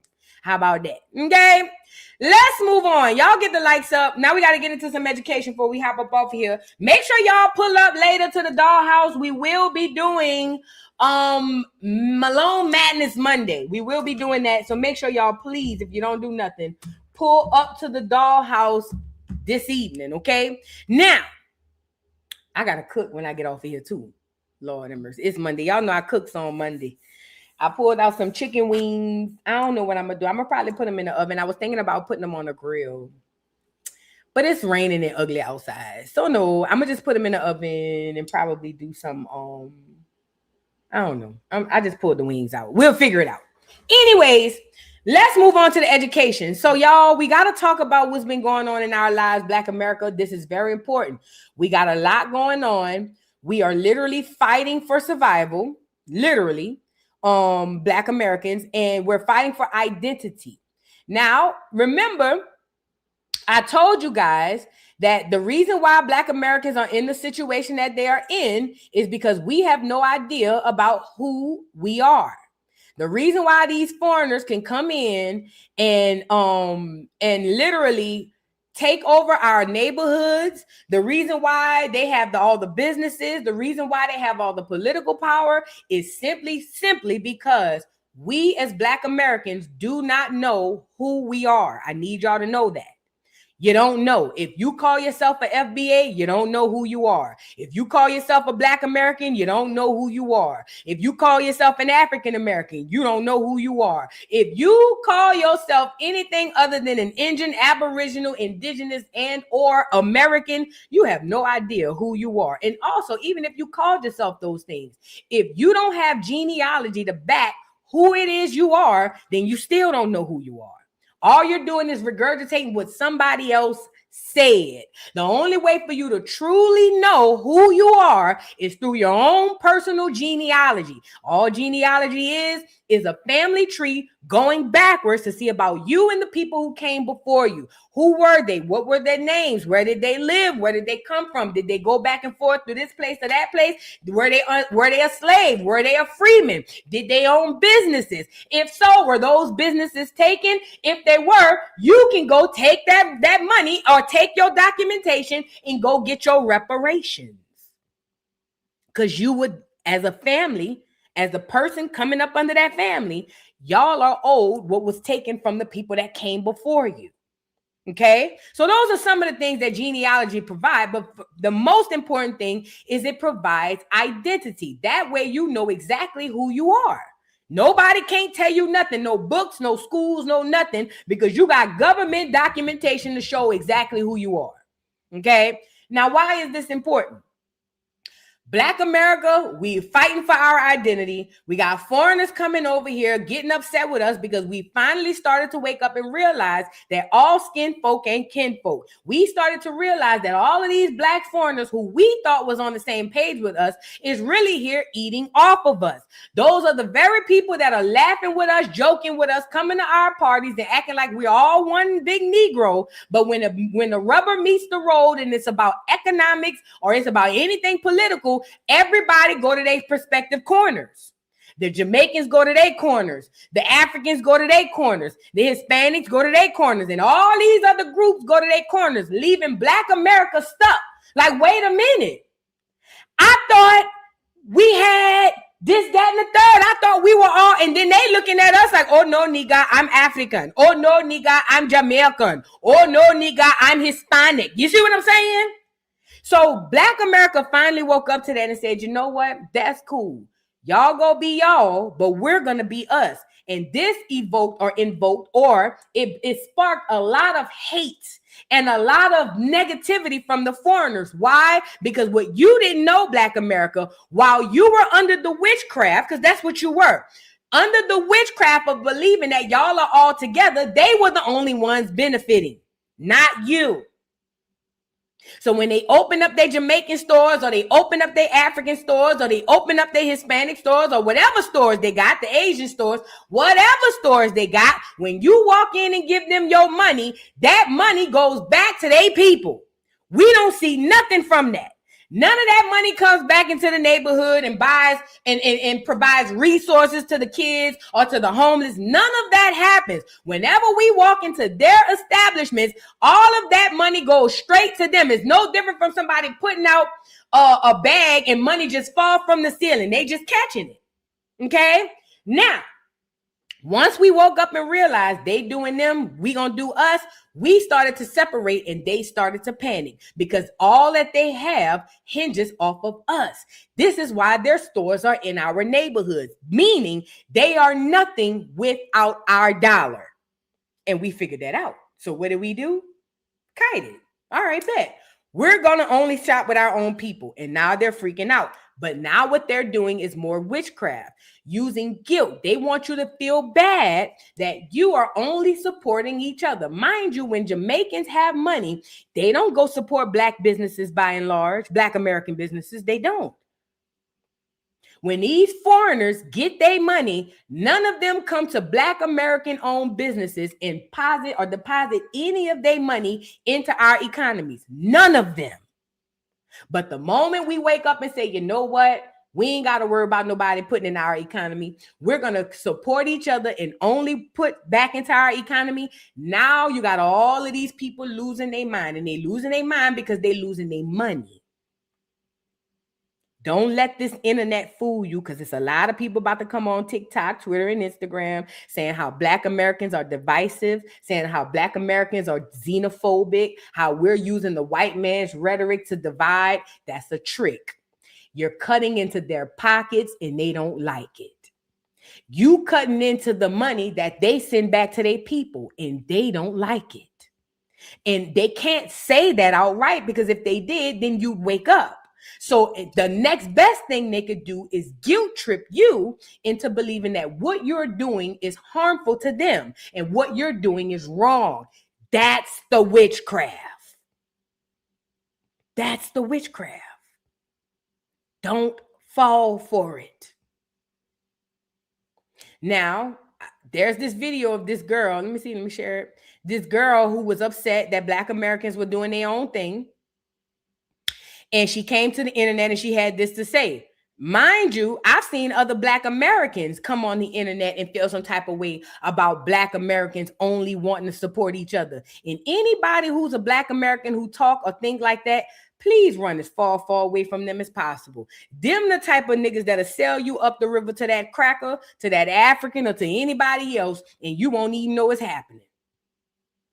Please stay away from niggas who don't understand the plot.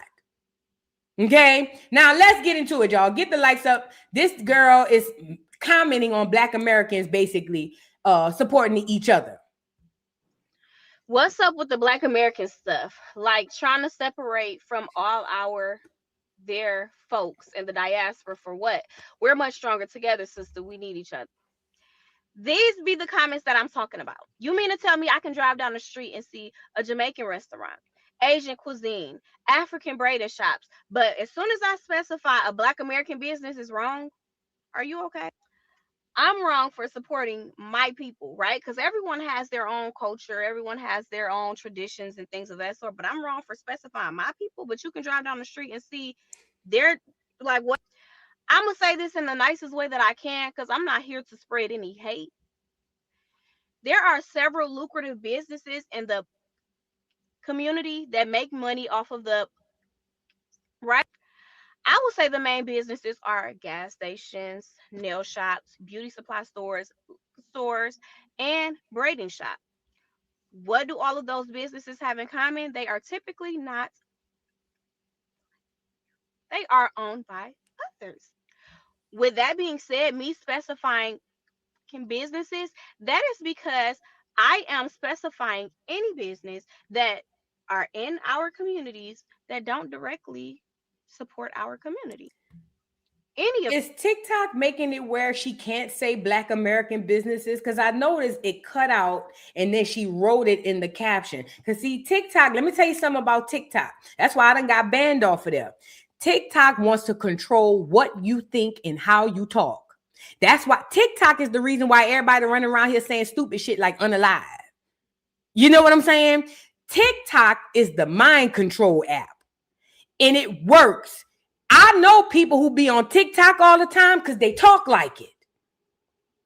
TikTok loves to manage what you say and how you say it because TikTok don't want you to say certain things about certain stuff and certain people. I'm telling you, I just noticed that when she went to say Black, she could say Jamaican business, she could say Asian business, but when she went to say Black American business, it cut out. I'm pretty positive TikTok made her take that down or edit that because that's how they is. They are on. Look, when she say it, she got to whisper it. Braiding shop. What do all of those businesses have in common? They are typically not. Yeah, that's crazy. Are owned by others.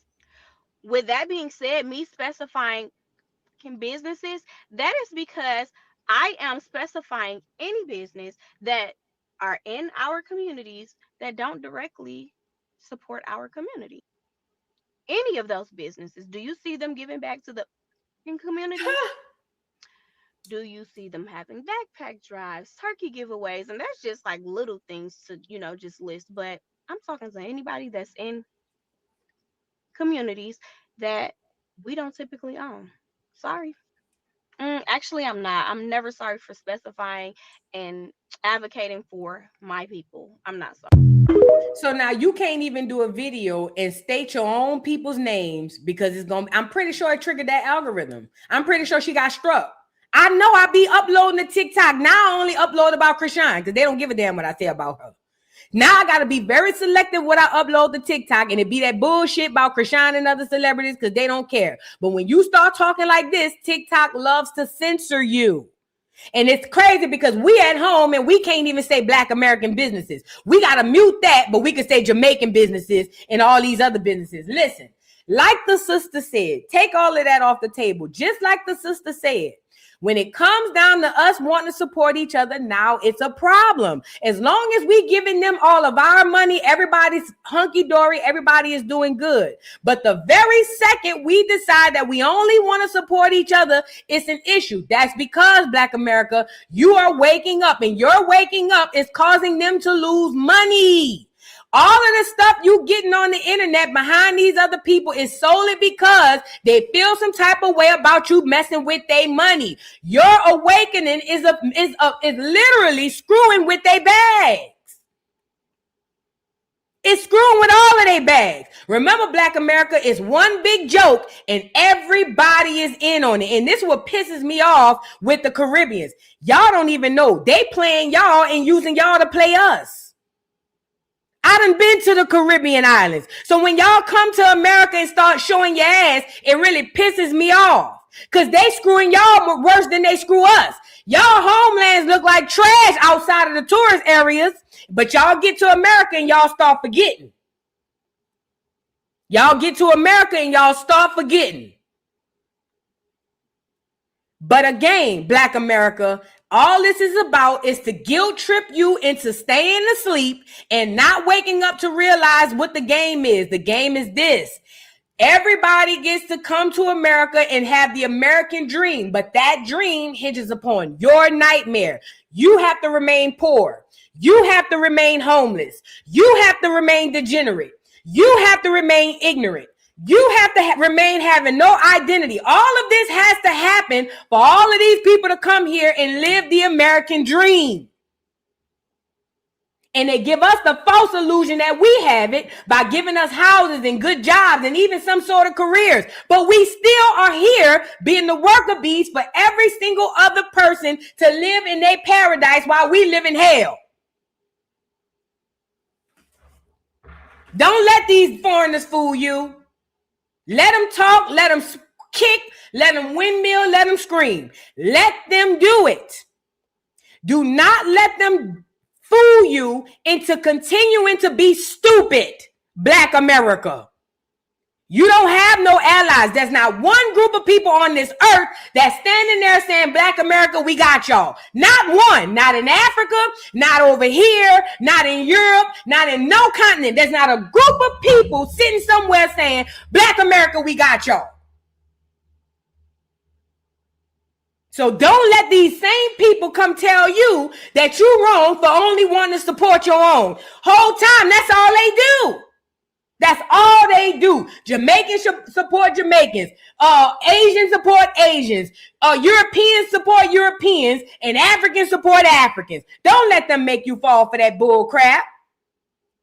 It's a trap. It's a trick. That's the witchcraft. That's the spells. That's the spell work. It's no different if somebody came to you and took a goddamn clock and said you hypnotized. Nigga, we all walking around this bitch like the Walking Dead like this. Not even realizing these foreigners keep dangling the clock and we don't even see it. We just duck goose. We don't even see it.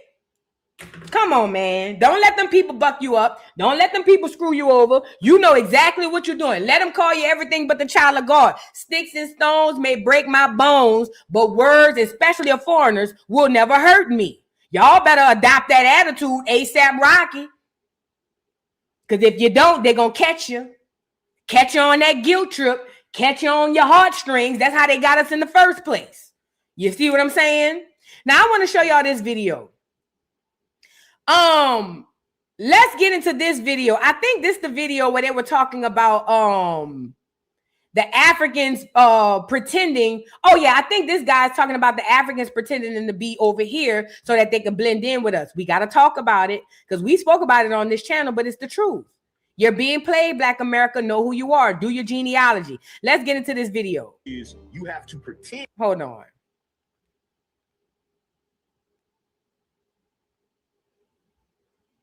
We're different, and well, then explain to me this. If you're so different, then why is it every single one of you Africans that come over here, regardless of which country in Africa you come from, why do you have the same attitude?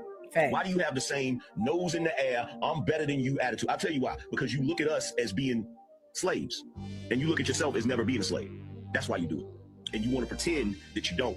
And the reason why you want to pretend that you don't is because you want to keep running the same scam that you've been running, which is to come over here, blend in with us, destiny swap, boom, commandeer our struggle to make yourself relevant in this country so that you can get whatever benefits that our forebears fought for. That's why you do it. But the only way you can do it is you have to pretend that you rock with us. Because if you were just upfront with it, if y'all were just upfront and say, we don't rock with Black Americans, we wouldn't let you come over here and do all that you're doing. So I've been hearing this message. Pause. This brother was spitting. He literally summed it all up. They keep pretending that we're all the same because it benefits them. That's why they come over here making it seem like, oh no, my brother, we are all the same. We are all Pan-African, because that's their benefit. That's the whole purpose. Now, the moment you wake up and realize only one of us is benefit and you decide to detach, now they go crazy and do the reverse psychology on you, gaslight you, and make you seem like what you're doing is wrong. Remember, you're the reason why they survive. And you walking away, literally, it challenges their survival on this earth. They don't want you to walk away, because if you walk away, if you decide to only support yourself and know who you are, they have to go back to the slums where they come from, back to the huts where they come from, back to the shanty towns where they come from. Why do you think they fight so hard, tooth and nail on the internet, to make Black Americans believe that we are the same as everybody? Because they understand if you believe anything other than that, they got to go back to hell where they came from. They only getting a taste of heaven because you sleep. Because you sleepwalking, zombie. That's the only reason they getting a taste of this heaven. Otherwise, they'd be somewhere over there swatting flies in hell. Let me let this sister cook. All day. So I just decided to say it the best I heard it because I think it needs to get out. If it doesn't apply, let it fly. But it said, you have been shown and you have been told, yet you continue to support these people because they glitter, but they're made of fool's gold. I will no longer hold my wrath back because you keep getting in the way of the karma they need to reap because of all the Black people that they continue to hurt and betray. You will be destroyed with them. Africans in my comment section, Black immigrants in my comment section, you are proving my point. It's not rocket science. If I, as an African born in America, go to another country and the natives of that country who built the wealth of that country, the industrial infrastructure of that country, and I come over there and I'm actually reaping the benefits more than them of their hard work and sacrifice. And I actually have the nerve to treat them with disdain and act like I'm better than them when I fled my country because I felt like I couldn't economically make it to come to their country to reap the wealth and the benefits that they earned. They created. And I act like I'm better than them? Yeah, that's disrespectful.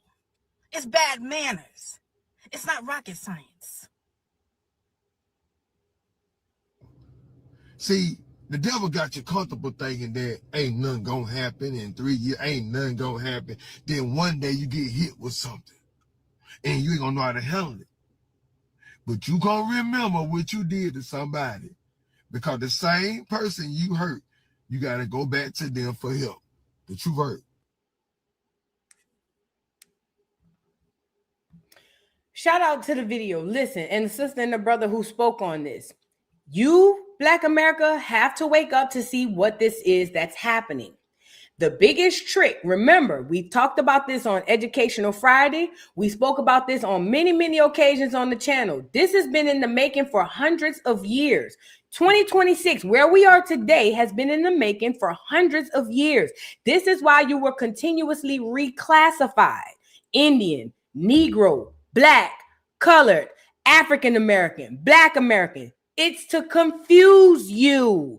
Also, if you keep being named all those different names, those are easy ways for them to slide the foreigners in. So if you identify as an African American, I can pour in as many Africans in on top of that because technically they're African American too. If you identify as Black, I can pour in as many Caribbeans and South Americans and Black or Africans on top of that because technically they're Black. If you identify as colored, they can put anybody in that bitch. Why? Because colored is a spectrum. It could be light, dark, in between, and everything else. If you all of these identifications have been gateways for all these other people to slide on in and steal your inheritance. Don't let them play with your intelligence, Black America. You're not doing nothing wrong. Trust and believe. They just want you to believe that you are so that you can stop. Remember, you're the only thing stopping them from having to go back to the hell where they come from. Black America, I need you to understand that. Get me up here. Black America, knowing who you are and understanding your identity, that is the only thing stopping these foreigners from having to go back to the bull crap they come from. Back to the rhinos and the elephants and the shanty towns and the huts and the no running water. Only thing stopping you or them from having to go back is you don't know who you are. On everything I love. On everything that I love. That's the only thing stopping them from having to go back. Why do you think, I'll give you an example. Why do you think whenever foreigners get in trouble, who the first people they come look to? Drop down in the comments. Whenever a foreigner or groups of people are in trouble in America, who are the very first people that they come to? Not because you dope. Not even because they like you. They come to you, Black America, because you're really the owner of this shit. This is really our shit. We just don't know it. And this how you know that this your shit. Whenever they need something, they come to you. They don't go to the white folks. Remember, let them tell it. White people run it. So then why, whenever they in bad shape, why they always coming for us? Because the white folks only running it because you don't know who you are. The white folks and the foreigners and all these other people, the only reason why these people are where they are is because you have no idea about who you are. Identity is the first key to freedom. You want to be free? Find out who you are. Do your genealogy. It's easy. They run to you because you're really the rightful owners. They don't go to the white boy. Whenever that cracker write that law and say Haitians gotta go, who they come holler at? Us. Whenever that white boy write that law and say the Africans gotta go, who they come over here and holler at? Us. The Asians. Because you are really the owner of this house. You just don't know it yet. You're walking around this bitch like a guest, but your name on the deed.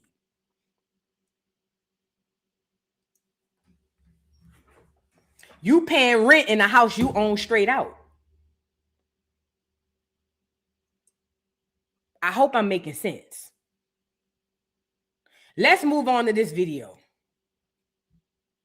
You're literally paying rent to a house you own flat out. It's really, that's the short and tall of it. Now, let's get into this video. Shout out to this brother. He's on here talking about to another tether, or I think this is a Black American guy who's speaking about how he's a Black American dude who's a Pan-Africanist, and he feels like Black America going off and doing their own thing is hurtful to the diaspora. Mind you, the diaspora has never done anything for Black America. The only people who benefit in the diaspora is everybody except Black America. But here again, all skin folk ain't kin folk. Let's get into the video. I can keep going. Burkina Faso. I can keep Go going. ahead. We listening. Go ahead. Keep going. Niger, Mali. I can keep going. Sierra Leone. It's like Cape de Verde. There's plenty of countries that's begging us to come back home, bro. So that's what I mean. They ain't the hate. All right. So let me respond to you. Do you know that those countries don't allow you to even go over there unless you make a certain amount of money? Do you know that those countries don't even allow you to go over there unless you own a business? Those countries don't just allow random Black Americans to go there and get free land and free this and free that. It don't work like that, sir. Okay. To go to those countries, you have to have a certain amount of wealth to invest in those countries to be able to bring up their GDP and economic value. That's why they want to bring Black Americans over there. And they're not just bringing it over there. You know how many Black Americans went over there and got scammed? You know how fucking corrupt those countries are, which is why those countries are in shambles. Black Americans, let me finish my point. Black Americans go over there and get scammed and get finessed out of their money. And it's plenty of Black Americans. You can go look at the horror stories of that. So this whole notion of this black back, first of all, ain't no home. That's not home. Home is right here. Home is right here in America. But even if you want to say that, cool. Why do the Black Americans that go over there get scammed, get finessed, and get treated like a foreigner? Their business are not protected. They don't even have all of the paperwork and policies and stuff that a country like America would have, because those are third world countries. So no, it's not that you don't just get to be a random Black American. I can't just call the government over there and be like, hey, I'm coming to Burkina Faso. No, it don't work like that. You have to have an exceptional amount of money to be able to go over there and bring your business and bring your wealth over there to invest in them, to invest in them, not the other way around. So you don't understand the true points that you're making. You don't even understand the breakdown of what you even spoke on. And Ghana is the main one. No disrespect to the Ghanaian people, but it's true. The government is corrupt. All them governments is corrupt as hell. But go ahead. Okay, so the reason why they were corrupt is we already know about imperialism. We know about that. And what they got to do with us? Right. So what? We got everything to do with us. We're responsible for it. Black Americans are responsible. Let me say this too, and I'm so tired of this. I'm so tired of what them white folks in charge of politics do to the world, and then they like to tell Black America as if we're the ones. Bitch, we don't run this system. We ain't making no laws. We ain't starting no wars. We ain't got shit to do with what them crackers doing to y'all countries. And y'all know that. They know it. Black America, you need to know it. Do not let them make you think that the reason they country is in shambles is because of you. We're not in positions to make them type of doggone powerful moves. Them crackers doing that, but they refuse to go question that cracker though. They using you as the scapegoat, Black America. Please, we ain't got nothing to do with them people, government, and infrastructures. That ain't got nothing to do with Black America. We don't make them rules. We ain't over there fighting them wars. We ain't over there starting that crap with these other foreign countries. Black Americans, by and large, are minding their business. Don't let them people play with you like that. That's another guilt trip. For what? Black Americans responsible for what? Listen, don't call yourself American and then try to use separate. Black Americans are responsible for what? Don't say Black Americans. Black Americans, I can say whatever I want to say. Black Americans are responsible for what? You said, wait, hold on. You saying Black Americans are responsible for the colonization that happened in Africa? I did not say Black Americans, bro. I said America. America. Please stop putting words in my mouth, bro. But we're not speaking, but we're speaking about Black. So regardless of what your issue, regardless of whatever happened over there in those countries, what does that have to do with us? Is the point that I'm making. Yeah, but so the Berlin Conference don't matter? Does the Berlin Conference listen. What question? No, I asked you a fucking question. You don't get to you don't get to bring back a question. I asked you a question. So what's the question? I asked you a question. So you have to be quiet because I don't want to have to mute you, but I'll mute you. You need to be quiet and listen to the question. You don't get to, you don't run the show. This ain't your house. It's a dictatorship over here, nigga. Exactly. So back to the point that I was making. Back to the point that you got. Hey, look, I'm gonna tell you like this because I'm losing my patience with you. You got one more time. You got one more time to cut me off or bring up some stupid shit that I didn't ask you, and I got to get you the fuck on. Hey, don't ask me nothing to do that, bruh. People like this dude at the bottom don't want to understand. He has an agenda, and his agenda is to say that this dude at the top is wrong. Now, when he asks you a logical question, how does Black America have anything to do with those other people's infrastructures and their doggone societies? He want to try to flip it and say, oh, no, I'm speaking about America. But we're not talking about all of America. We're specifically having a conversation about Black America. But again, it's a way of tethering us onto their BS so that we feel bad and allow them to come over here and use us. No, shout out to this brother. I love how quick-witted he is and how he refused to let this dude run with the narrative. Because see, people like him at the bottom, all he do is spew and spit out talking points. Oh, what about Burkina Faso? Oh, what about the slave trade? Oh, what about Liberia? All he doing is just spitting off shit he done heard. But when you ask him, okay, well, give me specific examples, or okay, tell me how Black America is doing X, Y, Z, then it's a confusion. That's somebody intellectually dishonest, and honestly, he held on longer than I would. I'd have been got him out of there because I'm not going back and forth with nobody like that. But shout out to this brother. He got way more patience than I do because I'd have been got that nigga out the paint because you're trying to be willfully ignorant on here, and I'm not going to let you do it.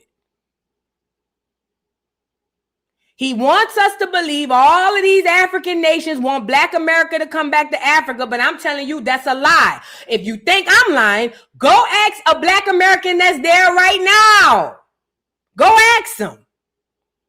Most Black Americans get off that plane and you get scammed. That's the first thing you get.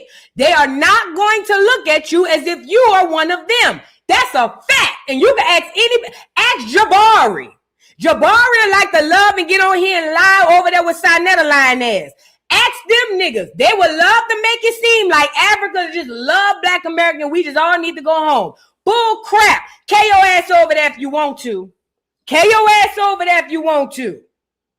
Niggas be losing money, land, cars, jobs, women getting raped, all kinds of shit. Come on, man. But again, the witchcraft, the spell work, the juju is for you to believe because you saw Wakanda Forever that you belong there. That's where you should go. It's a trick. And to these Pan-African niggas that's on this side, he might be a boule baby. This fool right here might be a Jack and Jill kid. Because, get me up here. I keep telling y'all, this shit go way deeper than y'all want to give credit for. They breed children just to bring them up to repeat this shit. They literally breed children to help continue on the witchcraft. So they would literally put two people together, they would get married and have children, and they will breed these fucking babies to think the same way so that they can carry on the torch. Some of these young people y'all seeing, they are indoctrinated youth that was put here on purpose to do exactly what they doing. Y'all seeing these new politicians, the Jasmine Crockett's of the world. These people were made in a freaking lab. Made characters, literally made characters. Man, watch out. Let me show y'all another video. Hold on, get the likes up on the video. Because these Africans is a lot. But again, we're not just fighting against the Africans. We fighting against everybody because literally nobody gives a damn about Black America. Literally. Let me get to this video. Now, this is a 6-minute video. Oh, girl. Let me see. Oh, crap. I'm stop sharing it. Y'all get the likes up on the video. See what this girl talking about. All right. It says supremacy is betting on us losing allies. So now here you go. More witchcraft. And this girl is not a Black American. I can see by her face that she's definitely a foreigner. And given her features, is giving hard ER. Okay. So now here's more witchcraft. They want you afraid to do exactly what it is you're doing. Remember, when you wake up, it literally cuts their lifeline. Let's get into this video. What I want to talk about is allyship within the Black community. While I can understand that the Black American experience as someone who is first gen is different than my own, there are so many overlaps, and we tend to forget our history. And our shared history is that my boat was one stop difference from yours. For the sake of Cap. First of all, that's another misquote and lie, blatant lie that Caribbeans and other people like to use. They like to say, well, we all came from Africa, and the only difference between me and you was the boat stopped over here and then your boat stopped over there. First of all, the transatlantic slave trade was not real. It was a hoax and it was fake. Until a nigga showed me a slave ship, it never happened. Number one. Number two, even let's just say it did. Until somebody could prove to me that we all came from some suspicious mysterious place in West Africa. Meanwhile, we can't find no people to corroborate this shit. We can't get no land. We don't have nothing that directly connects us back to this place. But again, they want us to believe that that's the case, and it's not. Black America, you didn't come off no boat. Your family didn't come off no boat until you do genealogy to prove that your family came off a boat from Africa. Because yes, some of us did have boats, and some of us did get transferred through boats in the intra-American slave trade. Also, some of us were shipped to Europe and to Africa. It wasn't the other way around. They started shipping us from out of America to Europe to Africa.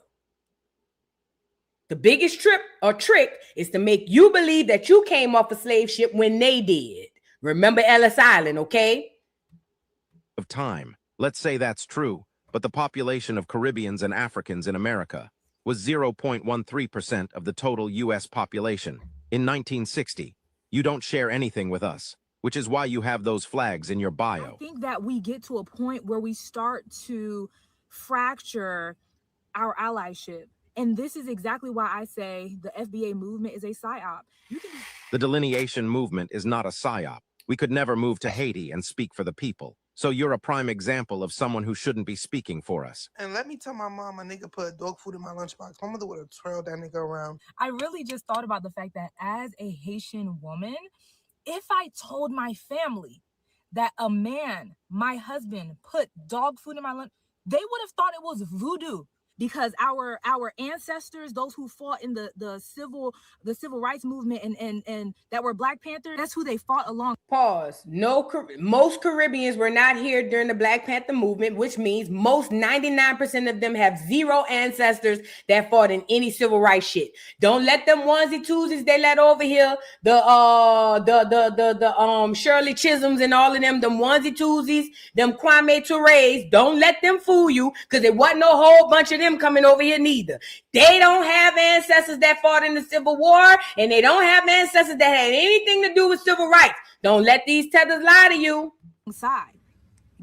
They shared ideas across the diaspora because they knew that where one Black body is free, that's not enough. Cap. Many more needed to be free. And as long as you exist in Black skin, you are not safe just because you call yourself something different. Black and brown immigrants don't get the same benefit of the doubt that is given to European immigrants. We don't get the same benefit of the doubt of intelligence and capability and goodwill that is afforded to other. Mind you, all of these videos is directed to Black America because you own the house, you just don't know it. They're talking to us. They're not talking to the government. They're not talking to white folks. All of these videos are of foreigners coming to the true owners of this house. You are not safe just because you call yourself something different. You can't find a good nurse in the medical system that you have to get care from, when you can't find a nurse's aide to help come care for your family member at home, when you can't find a good mechanic or some of the best cuisine known to man, I want you to reflect on how your vote led you here. And then they want to threaten us with, oh, you won't get food and you won't get mechanics. Bitch, we've been cooking for ourselves, ho. And bitch, we've been fixing our own cars. We don't need them for nothing. Are not safe just because you call yourself something different. Yes, you are the architects of Black culture, but Stop. yes, you are the architects of Black culture, but we have all contributed to it because we've all been here. We went to the same schools, we spoke the same language, we did the same jokes, we watched the same shows. So the experience is shared. I didn't share anything that I ear hustled off of my Black American friends. These are things that I lived, that I have said. As somebody who was originally from New Jersey, born, lived in Philly, Arizona, and then most of my life have lived in Atlanta, I have not only been a part of the culture, but I have helped architect that culture. These are my favorite Black gossipy phrases. Starting off strong with a girl. Now the head tilt here is very important because I'm looking over my shoulder to make sure nobody hears me giving this mess. If I say, I'm going to call him at work, and my friend says, nah, he don't be at work, I might understand the social communicative function of that speech act and choose not to call him, but I might miss the nuance. He isn't usually at work, so it's probably not a good bet, but my friend is not asserting that they know he isn't at work right now. In fact, it could be the case that he don't usually be at work, but in an unforeseen turn of events, he's there right now. Then you have a classic never going out of style. Now you didn't hear this from me. The eye movement does the same thing as the head tilt. You understand? Because I can't give you gossip straight on because I'm not supposed to be gossiping. But if I am, she teaching other immigrants how to be Black American because it sounds like she's excited that she just learned. So she said, ooh, one of the things, girl, she's teaching them how to be Black American.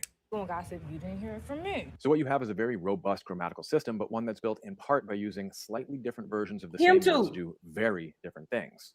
This has a few repercussions. First, because the words all sound like words other English speakers use, a lot of people completely fail to recognize they're being used to do something different. This is one specific to the church, but has made its way out. Now, I'm not one to gossip because I need you to understand that I am a woman of God, okay? I'm not gossiping. This is actually a prayer request. So I'm not one to gossip, but I heard Sister Charlene being at Pastor's house every day. This is extremely sick. Somebody in the comments said this is sick. Like, no, I don't think y'all understand how retarded and weird this is. I don't think y'all really understand. Like,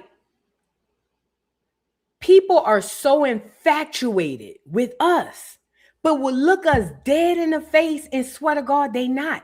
Mental retardation, jealousy, envy. I'm talking about from the white ones too. Something is genuinely wrong with these people. Like, this is scary. These people want to wear our skin. Like, I think if they could be us and get rid of us, if they could switch their souls into our bodies, I think they would. I'm almost positive they would. They would wear our skin every day if they could.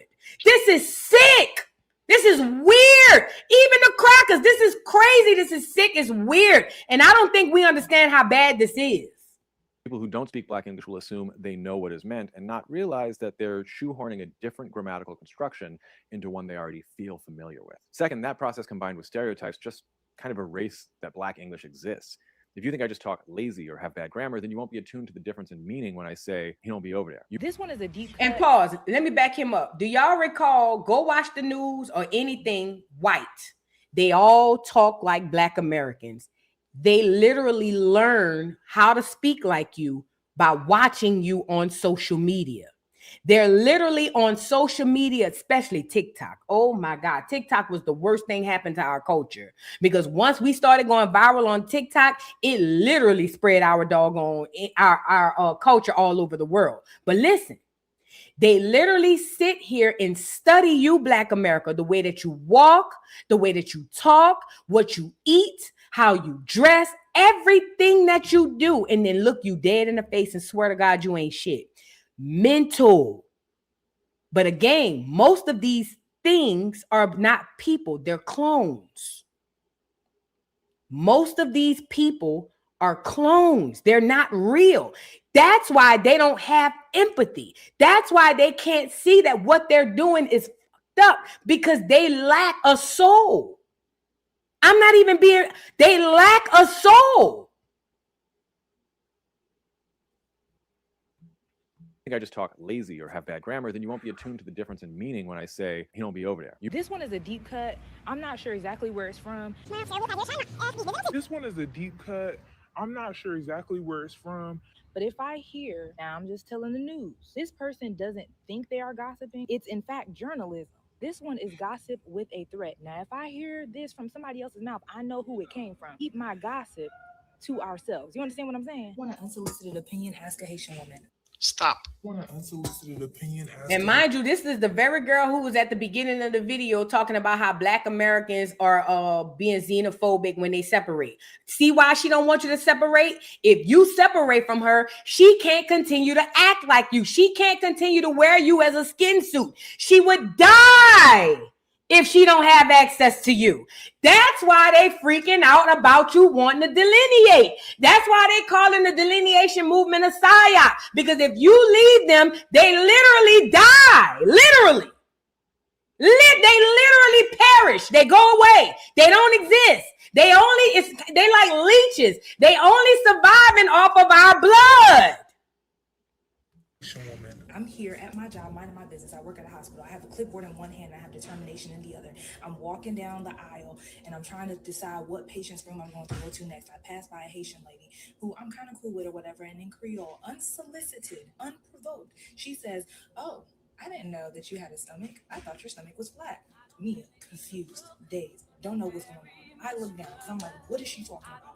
Another woman comes up and see, the devil works hard. The guy always... I don't know if that music gonna get me popped. The Jamaican lady who doesn't understand Creole, whatever. I didn't know if that music was gonna get me popped. Make a clear cultural distinction. There is nothing those... All right, I don't want to do the music. But listen. Mind you, this is the girl. Look at what she's calling it. She's gonna say it's supremacy. Look. Hold on. While I can... At the beginning of the video, all her content is about being a Black American, even though she not. It's about how to talk, how to walk, all of that. But look at what she said at the beginning of this video. They literally survive off of your ignorance. Look. What I want to talk about is allyship within the Black community. While I can understand that the Black American experience as someone who is first gen... She got 3.8 million likes. 124,000 subscribers, and all she do is cosplay Black America. Now she's on here saying that if we lose allies, that other Blacks are our allies, and we don't need to lose them. She need us. Look. What I want to talk about is allyship within the Black community.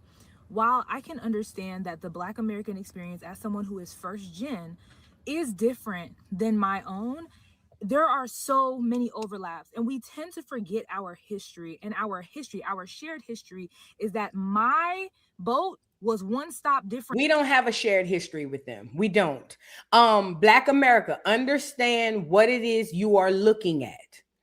Destiny swapping, and it worked well for her. It got her 3.8 million likes. Listen, because I need y'all to understand this. You don't understand what's happening, and I need you to figure it out. As long as they get to act like you, they live in heaven. You don't get nothing for acting like you. You remain in hell.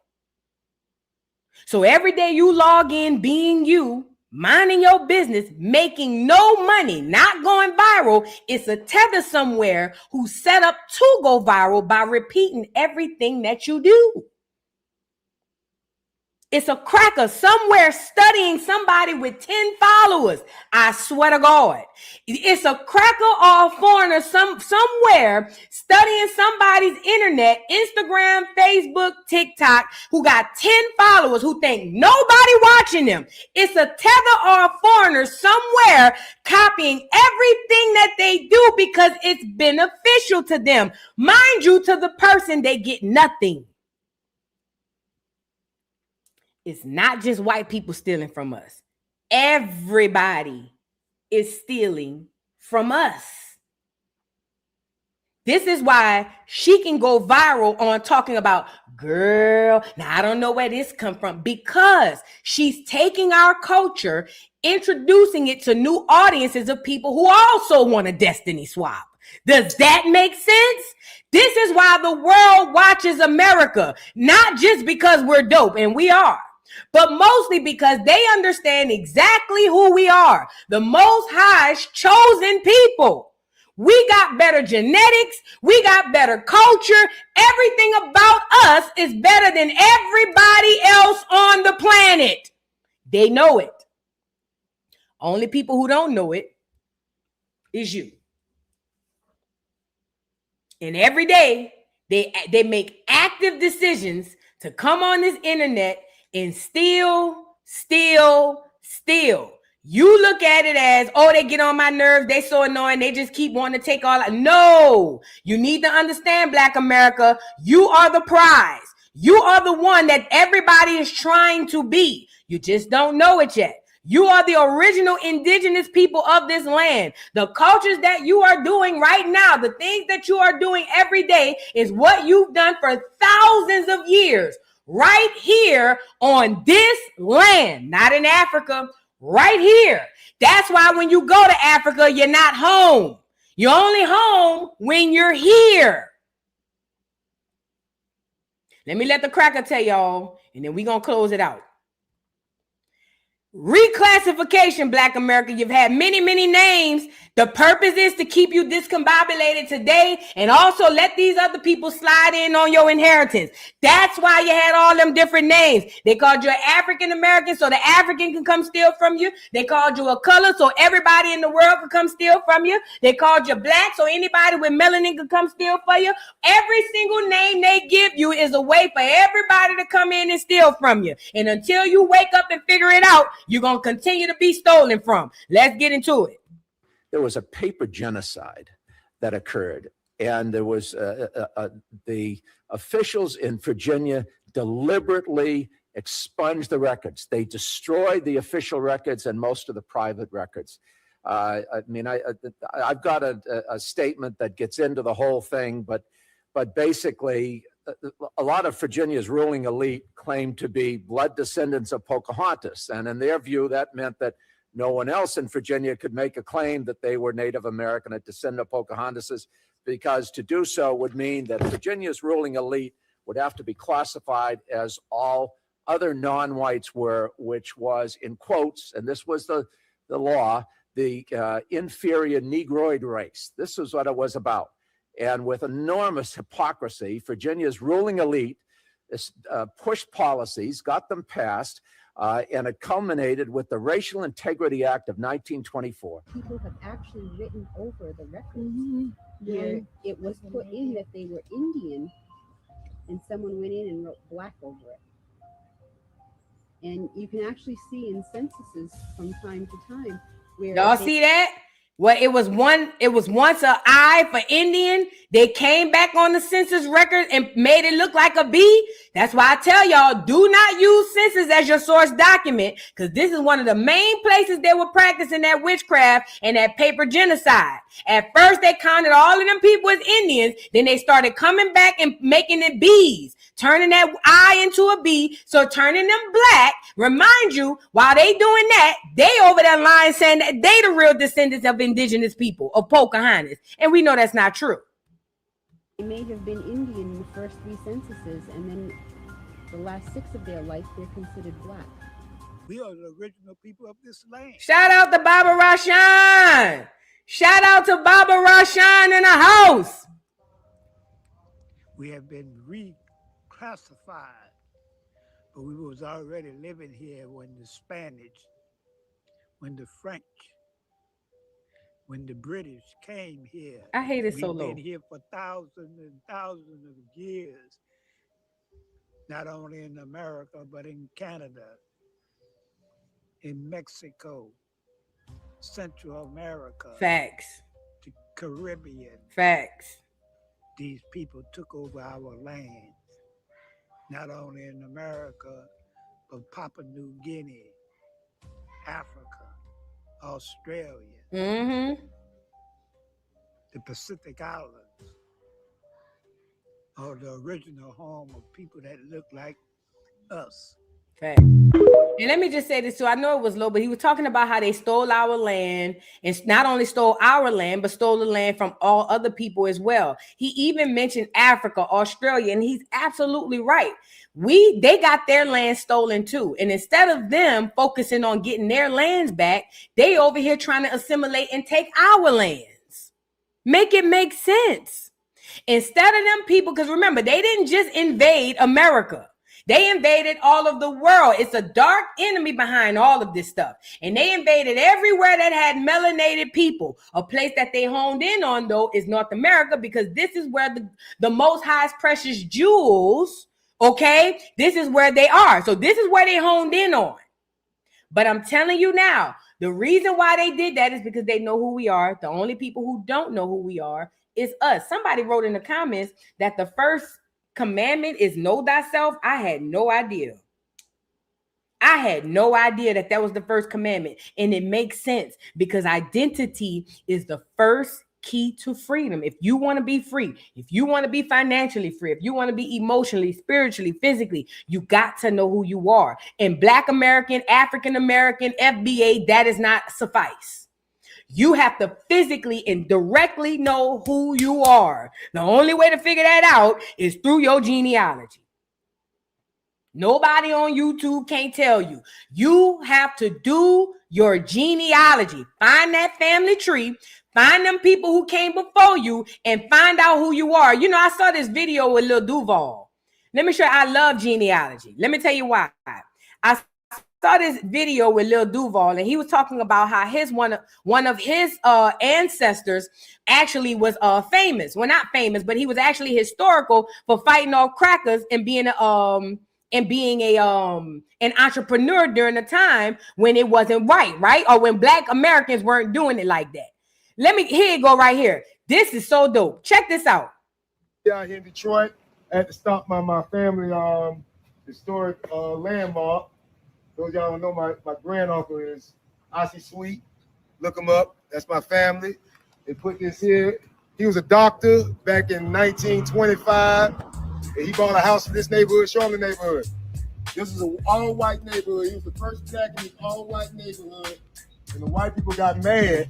And they surrounded this house, like 600 people surrounded this house. They tried to throw all types of shit in there. What they call the bombs? Cocktail bombs and everything. Well, anyway, he ended up killing one of the motherfuckers for trying.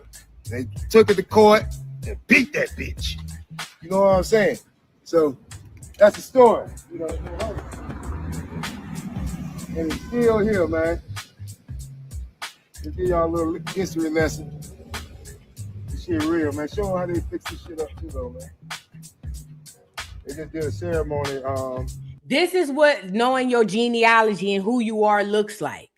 And I know y'all might look at Lil Duval as a celebrity and be like, well, that's why he rich. That's why he got money. I'm telling you now, identity is the first key to freedom.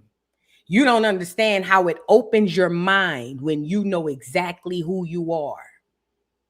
Until you try it, don't knock it. I'm telling you now. You have no idea the shackles that will be released from your arms and your ankles when you figure out exactly who you are. You'll be surprised. You would be surprised how believing what you believe has kept you as a proverbial or as a recurring slave over and all just off of who you believe you are. You'd be surprised. Please, if y'all don't do nothing, do your genealogy, bro. Find out who you are. Do your genealogy, okay? Let me read a couple of super chats before I hop up off here. We will be live this evening down at the Dollhouse. Please and thank you. We will be live over there doing Malone Madness Monday. Make sure y'all pull over and pull up when y'all do, okay? Let me read a couple of super chats. Miss Deborah, thank you so much for being a member for 26 months. Says, boo, I got on the elevator the other day and a man looked at me and said, you're indigenous to this land. I smiled and said, yes, it felt amazing. I'm telling you, them people waking up. I was walking in the Publix and seen this dude get out the car with his old lady. And I said to myself, that's an engine. I swear to God. It was a dark-skinned, tall dude with locks.